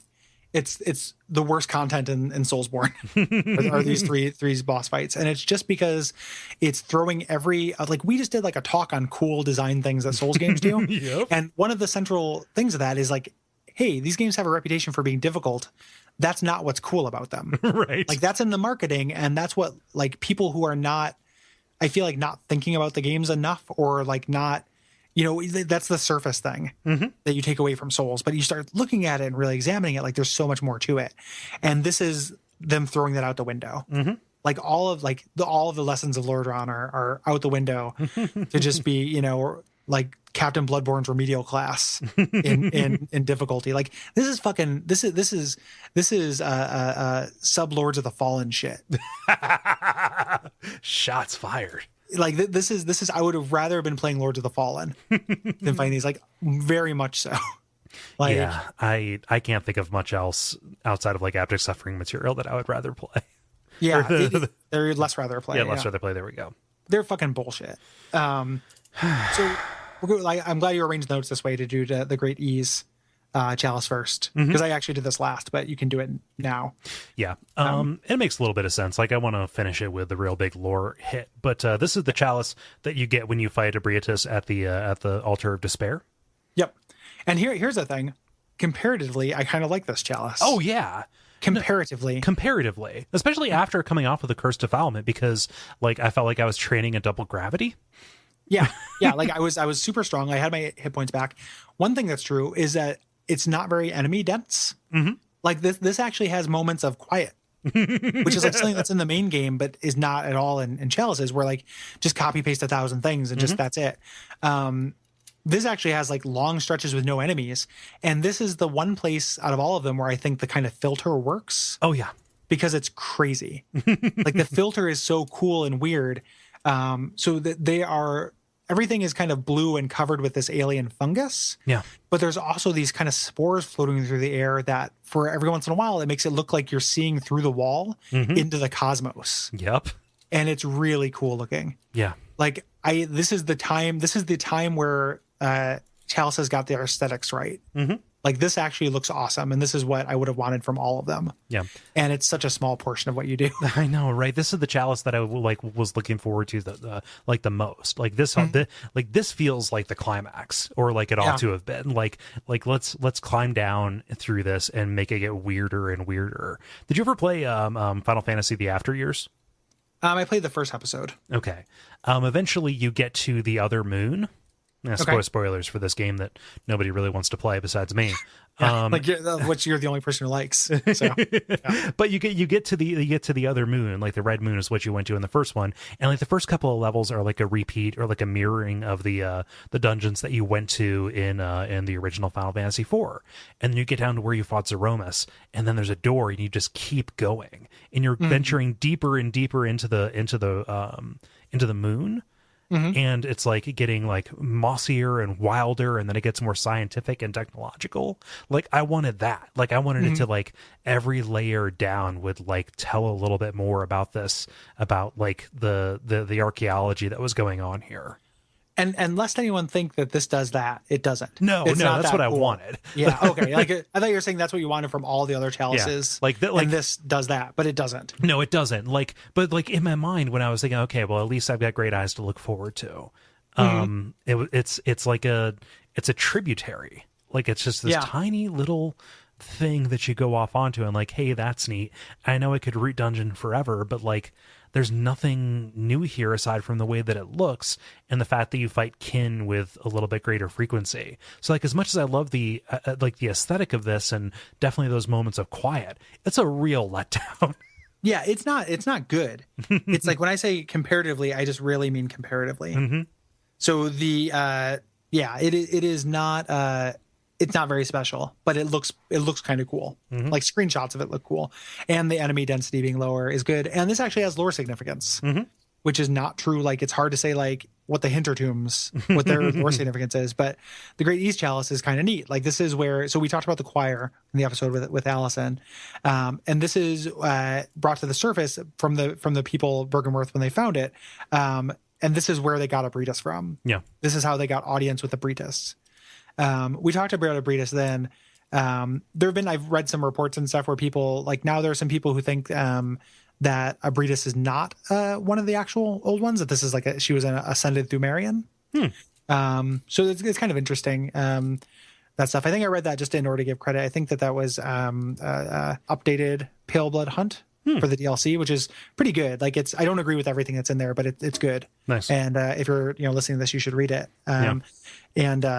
But I think that's his theory, and I've seen that in a couple other places as well. I could see that, like the way you ascend at the end of the game in one of the endings. Yeah. But this is where they got Abritus. So at the very least, it's an origin point for somebody who's important. Yeah. So that's pretty cool. The actual levels are more of the same. None of the bosses are very cool. No. Going through. Boy, I didn't see this. There's a teleport trap? Yeah, there are rings that you can step into, and then the messengers will like reach out and grab you and pull you into the ground, and you'll come out somewhere else. Oh, I didn't have that happen. Yeah. Boy, teleport traps that's like Phantasy Star 2 Eye of the Beholder shit. Yeah, I liked the aesthetic of it. I was like, oh wow, that's like I liked it better than just dropping through the floor, which I think is effectively what it did. Yeah, I never got those. That's pretty neat though. But yeah, again, visually kind of neat. But the bosses are no great shakes. Yeah. First, when you fight Brainsucker, again, you're doing these in the opposite order, and you know that we've fought Brainsuckers by now because we have to get to Abritus in order to get this. But yeah, just having something is our regular enemy. I'm not scared by Brainsuckers. I had a little bit of trouble dodging this, maybe because of the arena, but yeah. The second boss is a Celestial Emissary, but just the giant version. None of the kids. Yeah. Which this was another one of the bosses where I realized like, oh, he can hit me from 360 degrees around him. Yep. Like he reaches behind him a lot. Like, Bloodborne does not want you to get behind its enemies. No. But then finally, you get to the layer 3.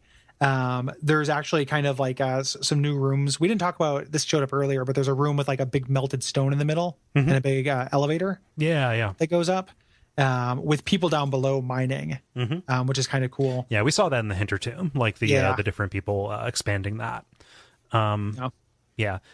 Something kind of neat pops up here in the treasure hole off to one of the sides. There's a hunter, which I don't remember finding before. Like an actual they've been around. enemy. Well, that's how I got the beast claw. Oh, really? Was through finding they're fighting a hunter on the way to it. Huh. I think there's different paths to get to him, but there's one in like a big hallway on the way there that has the beast claw, and then you can go get the beast claw. Yeah, this is definitely the first one that I encountered. You can summon him too. Like the exact same guy shows up to summon later. It's the same. You fight him, and he's got the great sword, the holy blade, and the Rosmarius, and you can actually summon him, which is kind of interesting. Oh yeah. But I like that he carries the Rosmarinus because of that link to the church. Like this is somebody from the choir coming down. Yeah, which is pretty cool. And when I said I fought everybody by myself, I actually had help with me for this Abritas fight. You fight Abritas again. Yeah. It's not that different of an arena. It's a little bit smaller. Yeah. But I didn't really have trouble with her here. I didn't either, but I had 2 NPC hunters with me. So it's like we just, drew aggro from her, and then I hit her from behind while they hit her from the front. Yeah. And that was really it. So she was really easy, but that's why. Yeah. So. But yeah, that is a disappointing dead end. There's not something cooler waiting behind it. It is just a different flavor. Get for doing the last one, the ability to do it forever. Yeah. Like you get the root chalice, so it's like just getting a ticket for unlimited lottery tickets that can only give you free tickets. And like with, people, again, before people write in, when they're like, no, you do those because you want to get really amazing blood gems and those weird lost uncanny weapons. That feels like a vestigial organ that was made for a more robust PvP scene. Like that kind of optimization is not necessary for the main game.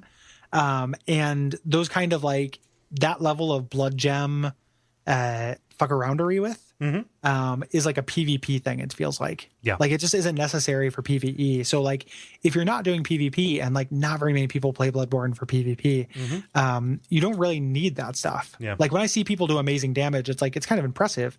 I don't do that damage. I think my biggest damage rune is like 20%, but I've only got one of them. And I see people do incredible damage. This is how they're doing it, is just from doing those chalices. Yeah.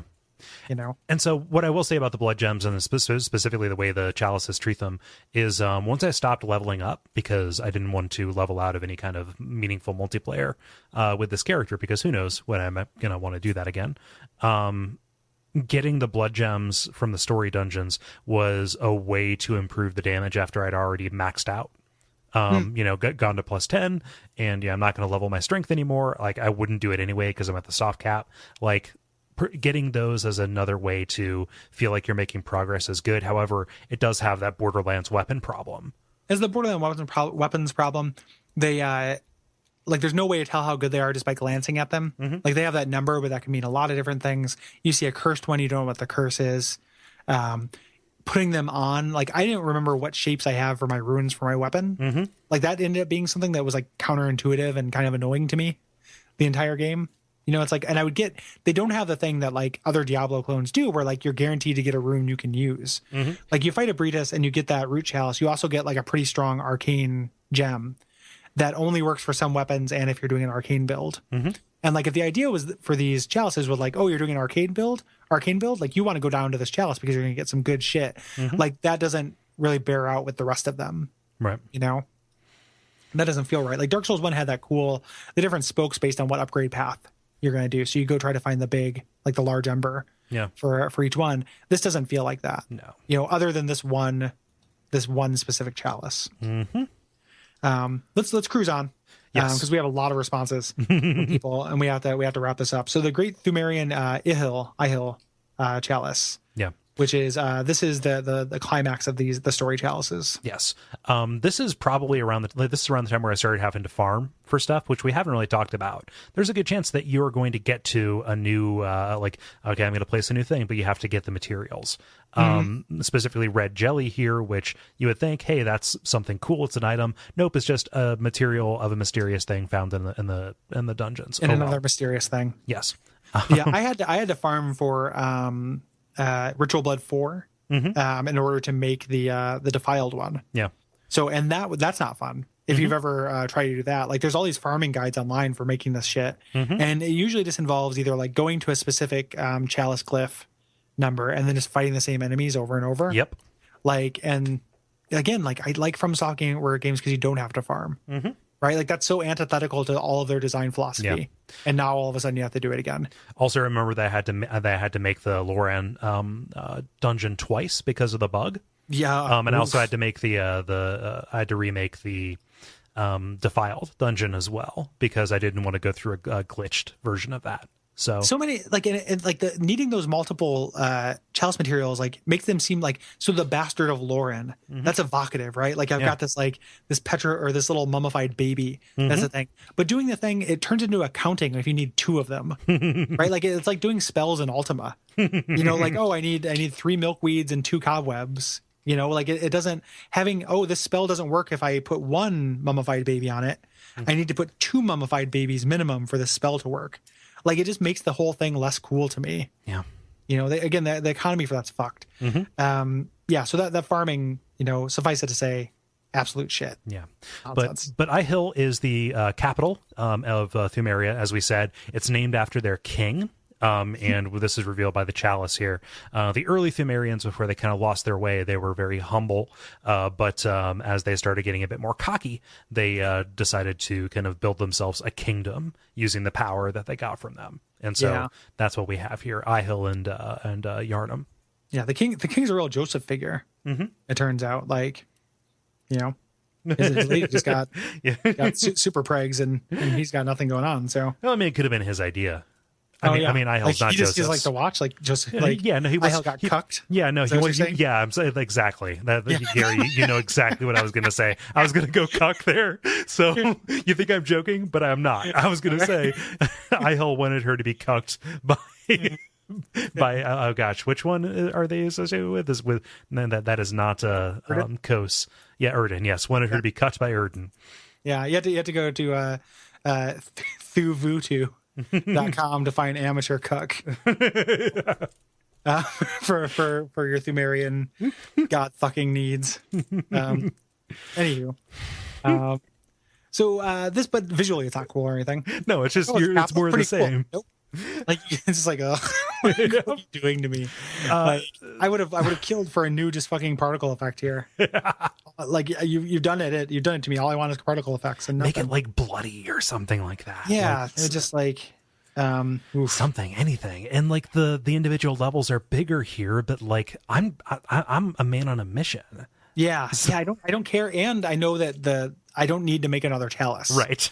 So like all of those little tributaries, fuck you. I'm not opening your stupid golden door. Like I don't care how gold it is and how shiny it is. Like I know there's nothing good back there. I'm not opening it. I'm just rushing through. I didn't fight anything in this area. Like I mean, that's not quite true. I fought a couple things, but for the most part, I just ran. Yeah.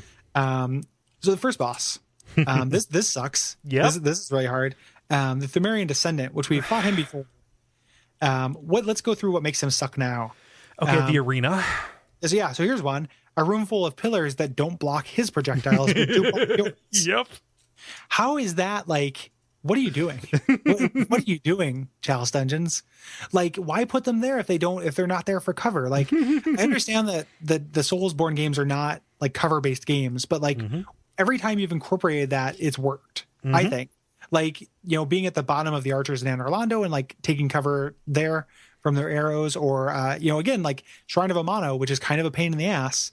Like, you're making so many people so mad right now. I probably am, but that worked as far as this idea of like, hey, there are obstacles and there's an enemy with projectiles. Like, this is what I need to do. And besides, Shrine of Mirana is not that hard. You just need to get good. Like I can roll through that shit when it's coming from behind me now. Like I can listen and know when it's about to hit and roll out of the way now. From that. I was angrily like complaining about this, and I was just like, I'm just going to go online and beat Fume Knight 20 times on stream just to show that I'm bad at these games. It's just the way these specific bosses are designed. Like, because like I will take Fume Knight 20 times over Watchdog of the Old Lords, like defiled. Yeah. But anyway, so like you can't like you're just like dodging around a pillar because there's a pillar and you dodge around it, and he throws his goddamn shotels at you, and it hits you on the way out, hits you on the way back. Ugh. And they change angles to always go back to him. So like you can dodge it and he'll sidestep so it goes through you on the back. What the hell? Like, but by this point I just had to laugh. Like I knew I had to do it. Like there's no point being upset. Yeah. And so his whole thing is he has a shotel and eventually he gets angry and pulls out two shotels. And I just fought him the same way I fought Keeper, where it's just like wait for him to attack and dodge, to his side, hit him. He does an automatic backstep as soon as he gets hit. You can't stun lock him. Yeah. And then just hope that he tries to backstep into a wall or just then back away and heal if need be. Yeah. And then just hope my blood vials outlast him. I had no problem with him the first time we fought him because he's so eminently parryable. Yeah. But now again, there's that consequence. Like you don't have half health, but he does a lot more damage than he did then. Yeah. And you're more likely to, when you do dodge because of those pillars, like they're only there to hurt you. Like usually pillars are in an arena, you're supposed to use them. Like think Ornstein and Smoke, right? Like that's Ornstein and Smoke. Like, yeah, that's a better, if people were mad about the Amana example, everybody that's Ornstein and Smoke. Those pillars are there to stop, Ornstein from shooting lightning at you through them. Like you use them as cover. They just don't work for you here. Anywho. Tell me about this invisible chest because I did not find it. Yeah, so I was just kind of like me, trucking around looking for the lever so I could pull it, and there were just some notes by a wall, and I was like, is this going to be one of those invisible walls that I've heard so much about in the news and in Parade magazine? And I was like, and in the typical broken message thing, it's like, don't lose hope, treasure ahead, something like that. So I checked the wall and I thought it glitched out because like it didn't open up the door or whatever. Instead, I went into the chest opening animation and I came up with a red jelly. Weird. Yeah. What are your plans for the red jelly? You're gonna make a certain kind of chalice to go run around in? I like English muffins a lot, Gary. Yes, yeah, I'm gonna eat it out of spite.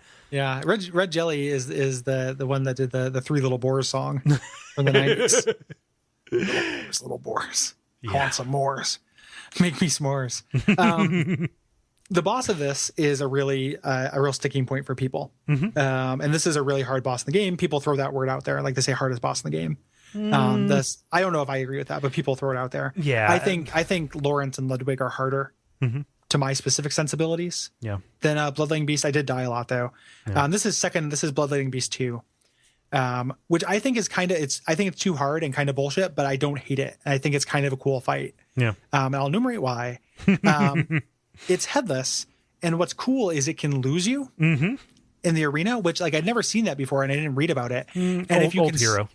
Oh yeah, well I mean not in Souls games at all. I meant like looking at this boss online. Oh yeah, I didn't know that it could lose you. Which like one, that quiet dignity thing that Miyazaki likes. The idea of this headless thing kind of looking around for you but not being able to see because it doesn't have a head. I kind of dig. Yeah. Two though, and I wasn't able to recreate this, but one time I was able, if you get close enough to it to hit it while it's in its looking animation, you stagger it. And you can do a visceral attack, which I think is really cool. Like this idea of stealth within the fight. And if I had died, like I was on a try and I was like, what I should do is I should try the blue elixir and see if that does anything in this fight. But I ended up beating him. So I didn't need to do that. But I'm curious about that. If anybody knows, let us know if the blue elixir actually helps him lose you sooner. But he's more or less like the old Bloodletting Beast with more hit points. And this really intense second phase. Yeah, so he has this parasite, which gives him an extra move in the first phase where he kind of like opens up the back of his, like some holes on his back like a Suriname toad and sends these leeches at you. That'll give you rapid poisoning, but they're really hard to see. Yeah, so you just go into a roll cycle until it's all done. But in the second phase, this gigantic worm pokes out of his head and kind of becomes his head. It's pretty, like, I love the visual design on that, actually. It's really, really cool looking. Like this is a cool looking beast boss because it's that weird contrast between like the fleshy, soft worminess and then just the particle effect hair nightmare that all beasts are in this game. Like it looks really neat. Yeah. And this gives it extra reach. It feels like it hits a little bit harder, and the usual second phase aggression. Yeah. And the reason why this is hard and why people hate it so much is because he can really easily combo you to death. He has a specific move that is a back step, and he slams both his palms into the ground. That's why I'm in the notes when I say ground smash.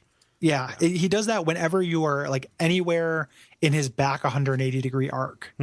Like he will do that automatically, and like that sucks because that's where you need to get, to fight him and not get hurt. What I ended up learning to do was to just bait him into that because the recovery allows you to get a couple hits. So like that's how I beat him, was just like trying to get him to do that back step. And hit him. And like I came away from this, like I dare say I kind of like this version of the boss. Me too. Like I don't love it, but I think it's kind of a good boss as far as Bloodborne beast bosses go.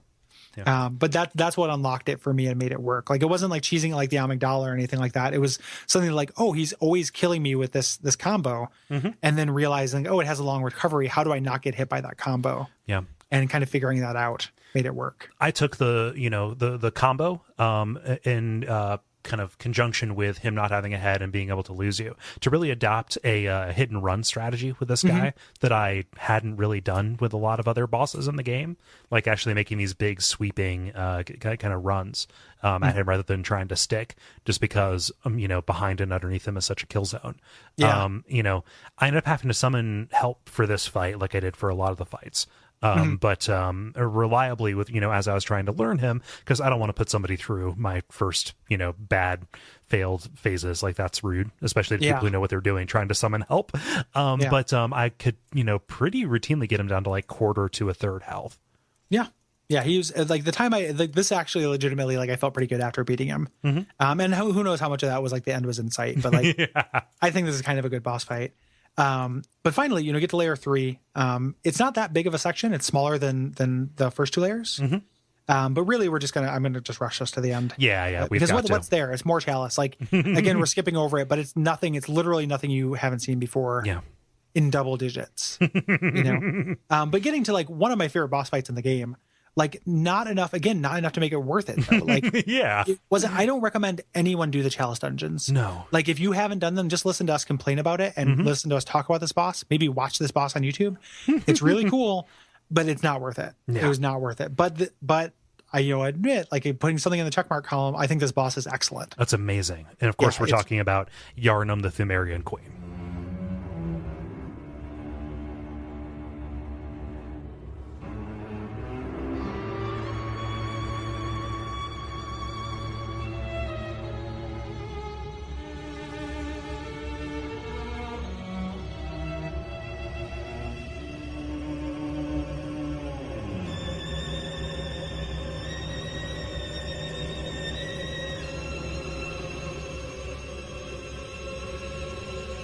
Yes.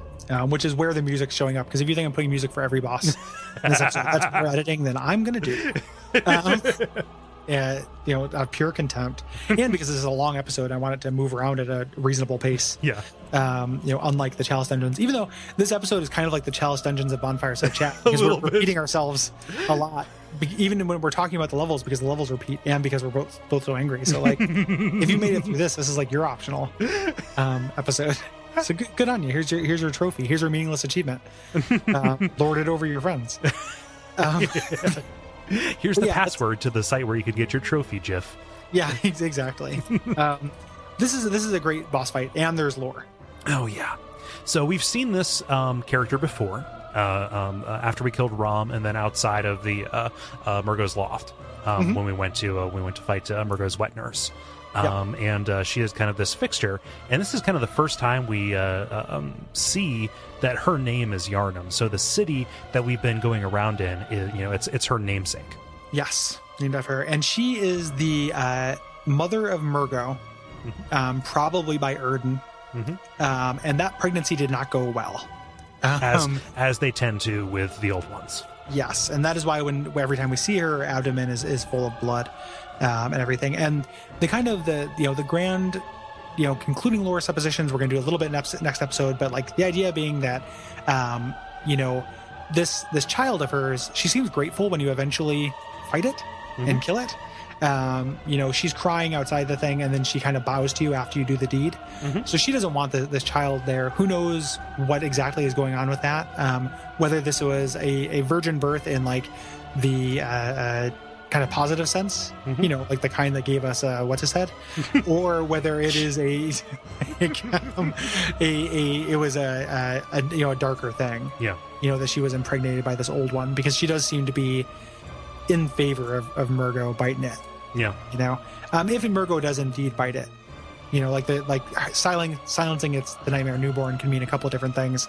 I like to think without its wet nurse and the fact that you get an umbilical cord means that Murgo's dead. Yeah. At the end of this whole thing, but people I've seen different interpretations. Yeah. But this is where she comes from. This is where she's at. She's here, kind of praying over this fountain when you come in, and just like in her regular appearances, her hands are bound. Yeah. Which ends up playing into the fight, which is really cool. When I first got here, I was like, this is a cool arena. And Jeremy's like, yeah, they reuse it all the time. And I was like, God damn it. Like, nothing can be unique for you, Chalices. Like, but let's talk about the fight, because the fight's really good. Something when we talk about different kind of archetypes for Soulsborne bosses, we talk about monster fights and duel fights and something. A third category that I haven't talked about a lot, but I realize I really love are magic users. Oh, yeah. Like fighting mages in Soulsborne games is great. So like, you end up with your Logariuses or your the doll. What is the name of the doll in Demon Souls? False Idol, Gwendolyn. Mages in Souls games are really fun to fight, I think. And this is what Yharnam is. Like, she's a hemomancer. She's the dark, like she's very dark lurker, like in a lot of ways. Like she's a dark lurker hemomancer. So let's talk about what she does. Yeah. She cuts open her wrists and shoots blood magic at you, like literally blood arrows. Yep. She'll shoot blood arrows at you. She has this kind of interesting as a magician. If you get close to her, there's this fight has weird cues, which I really like, because when you get close to her, you start hearing a baby cry, and on the second cry, you'll get paralyzed the same way that the brain suckers can, and kind of be opened up to an attack. So you really have to kind of stick and move during the fight. Eventually, after doing these kind of blood attacks and that, she'll break open her restraints and pull out a dagger. Yeah. And then she does a thing where she stabs herself in the gut, and Nito-esque knives come from the floor. And that's also a weird kind of cue. Like blood spears. Yeah, blood spears. Yeah. It kind of plays out a little bit like Flame Tempest. Yeah. Yep. At this point, she can also summon clones. Really kind of cool. They have a visual indicator. Like, they're just not as bloody. They don't take the blood from the battle. Right. So she's summoning like fresh clones, like they look like she does in the beginning of the fight before she gets bloodied, but they just disappear with one shot. Yeah. The visual design of this too is fantastic, because she starts out stark white and glowing, like she's got a bloom on her, and as the fight goes on, she gets darkened by this blood running down the front of her. Yeah. And even her weapon, starts out as like in the second phase at least, is this silver kind of short sword, and it turns into this. It's almost like one of like the blood sword from Adventure Time. It's like a twisted helix of solidified blood in a greatsword form, and the entire time, like she alternates between screaming at you and laughing out of her mind. Yeah, like she's gone crazy by giving birth to this old one, which we find out later definitely happens. Have we talked about that yet? No. We're going to cover that in the end game. But so that makes sense that she's gone kind of crazy, which would also make sense why she wants you to kill Murgo, because it's the source of insanity. Like, that birth was intense. It ripped open her guts. This whole idea, like, she kind of visually, and this is a silly reference and was in no way intentional, but it reminded me of Kill Bill. Because she's wearing this kind of white, like, wedding gown kind of thing. Yeah, the bloody bride. Like, she ends up getting this kind of blood front the same way that Uma Thurman did. My favorite attack that she does, which I think she opens up with in the second phase, is the telekinesis attack. Yep. That's amazing looking. Where she just kind of, it's her AoE, but rather than just being a dull magic explosion, you float up in the air and kind of twist until you get slammed down onto the ground. And she never one-shots you. Like she's not that hard. Right. She's just fun, which is like the difference that the other bosses couldn't figure out. So it's really easy to avoid this attack. But like, one, it's really cool looking. It's really unique. Two, when you see a phantom that it's happening to is really awesome. Just because it's so silly. And then the other thing that there's one other attack that she can do. Some melee attacks as well. She's got some melee attacks, which are pretty good. I like the kind of radial machine gun of blood from her wrist. From wrist. Yeah. But that's really, again, there's a manageable number of attacks to memorize, and they all have clear hitboxes and stuff. And she has a clear hitbox. Like she doesn't this is the ideal Bloodborne fight. Like this is up there with like Maria and Logarius and stuff. Like this is good. Yeah. This is really good. Yeah. I really, really like it. And for as frustrating as it is that you like just straight up get like a 1/32 soldier for this, like you get a rock, you get the Yarnum rock or whatever. I like the description though. The queen lies dead, but her horrific consciousness is only asleep, and it stirs in unsettling motions, which kind of implies that she's a little bit like Mikolash. Yeah, that her physical form is gone, but she's certainly projecting into the real world. Like I don't think you're running into her when you fight Rom or in the Nightmares. Like I think those are projections. Yeah, for sure. And like I don't the Yarnum stone that doesn't do anything. Like that doesn't bother me. That doesn't do anything. Like what like. How out of character would it be for there to be an actual reward for doing the Chalice Dungeons? Very. Like, I was half expecting after you beat her to have a little thing that popped up that said, Sage's hair. And just like, okay, I quit. I'm sending this back to Gamefly.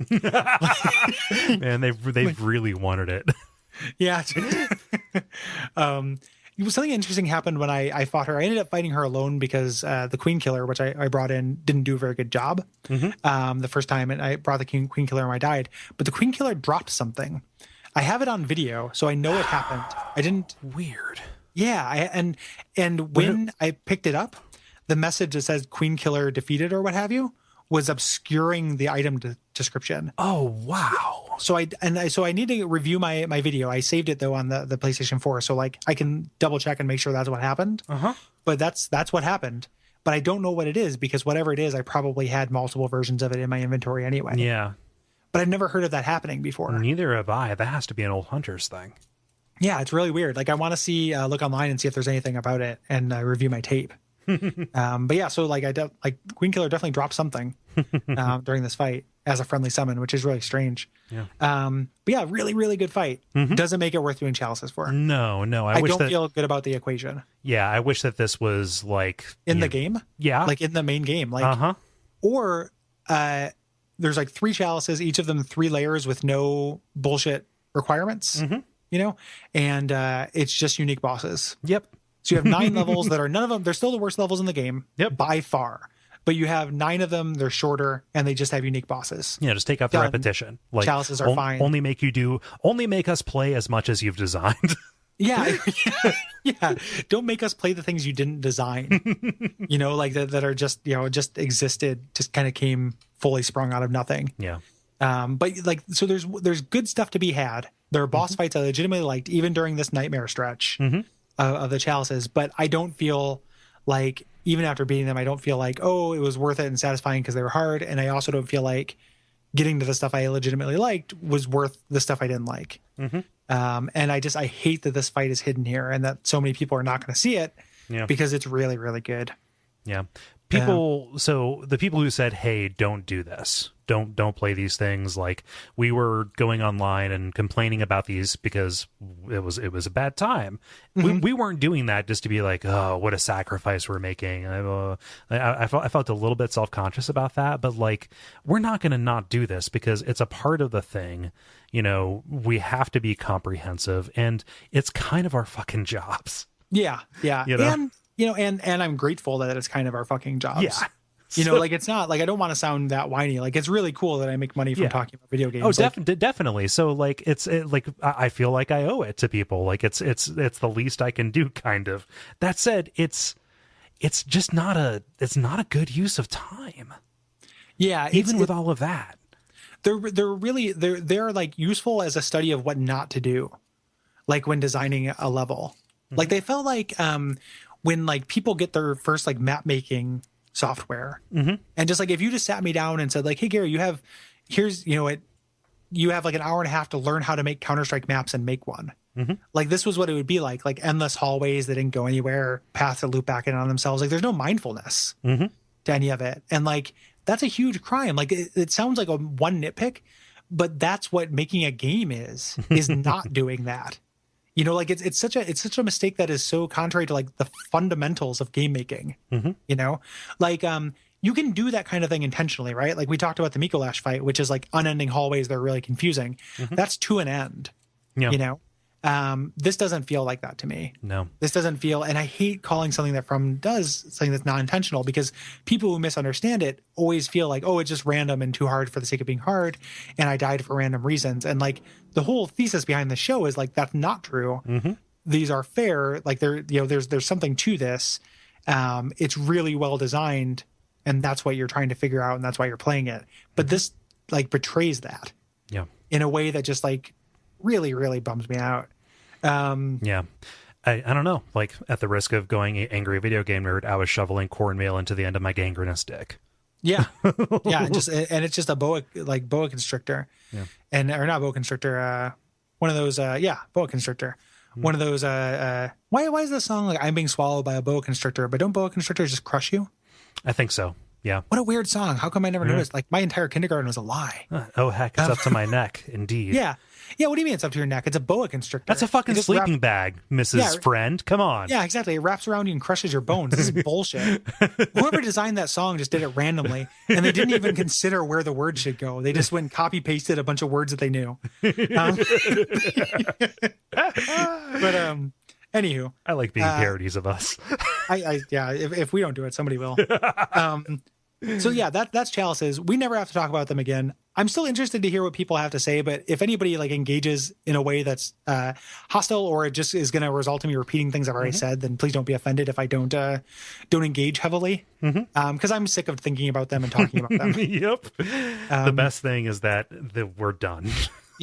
Really done, and from here it's all uphill. Because the end game is interesting, and the DLC is excellent. So I'm looking forward to talking about that. I'm starting to line up guests for the DLC, and I've got the first one lined up. I'm really excited about that. Nice. What if you have any responses about the end game? So this is the last couple of fights, the end of Ariana's quest line. Yosefka. Yep. Let us know. Yeah. Are we for sure doing that next time, or are we doing the DLC next time? I had the ending first in my mind. And let's do the ending first for guest purposes. Yeah, that'll get us clear of the holidays, too. Yeah, that'll clear us of the holidays. And since I had that in mind, I quoted it to people I asked. And so that will work out better. And, like, the ending on its own, that's how we've done them before, too. Like, the DLCs recontextualize the end. They don't need to come before, because they didn't. So we'll do it chronologically. Okay. I guess we didn't do Artorias the Abyss that way, but we'll do this way. So next time we're talking about the end game, go ahead and write in. If you spoil specific thing, please don't spoil specific things from the DLC. It can end up in your grand cosmology of the game, but we're gonna talk. The DLC is still new enough that we don't want to talk about too many spoilers. Until we actually get to it. So you can write in at duckfeed.tv/contact. If you want to help us out, you can go to patreon.com/duckfeed.tv. That is an amazing way to help us continue to do this and dedicate more time to it in our lives. Both me and Gary are like at this kind of strange place where this is starting to become more of a thing for us, and that is only possible with the support of people who have already given, and the people who might give in the future. So and also very specifically, donating to gives you access to our Slack channel where you can get help with Chalice Dungeons. Like, not every time I check that Slack channel, it's just people teaming up to do parts of Bloodborne in the Bloodborne or in the Bonfireside chat channel. So, like, if you need a Bloodborne buddy, there are a half dozen super willing, competent players who are friendly and like want to help you out. And it's just a really friendly place to get help on that stuff. We mentioned them like 5 times during the episode, but huge thanks to Jeremy and Allison, who didn't just help us, but are like 2 of the people who are leading the charge to help people, Sherpa people through this content. And the rest of the content of the game. They're excellent. Here I'm just going to say it, as members of the Upper Souls community, let's promote them. I feel like we can grandfather in Yeah. one person each, or is that I don't Yeah. know exactly how the subcharters work. It's frowned upon if we both do it at the same time, but I don't want to risk saying that one of them is more important to us than the other. Yeah, I think that they'll make a one-time exception if we fill out the proper paperwork. Yeah. They're wonderful, and you should check out their stuff. Dark Souls Haters.tumblr.com, which is Jeremy's hate mail blog for the Souls games, and Lego Dark Souls.tumblr.com, which is Allison's Dark Souls Lego art Tumblr. Yeah. So super great. And we've been recording for a while. We still have a long appendix to record, so we'll kind of wrap it up. But all the rest of the stuff to do, ratings, reviews, hitting us up on the Facebook and the Twitter, all those things. Yeah. So until next time, we never have to play chalices again. Yeah, watch out for chalices. Umbasa. Oh, geez.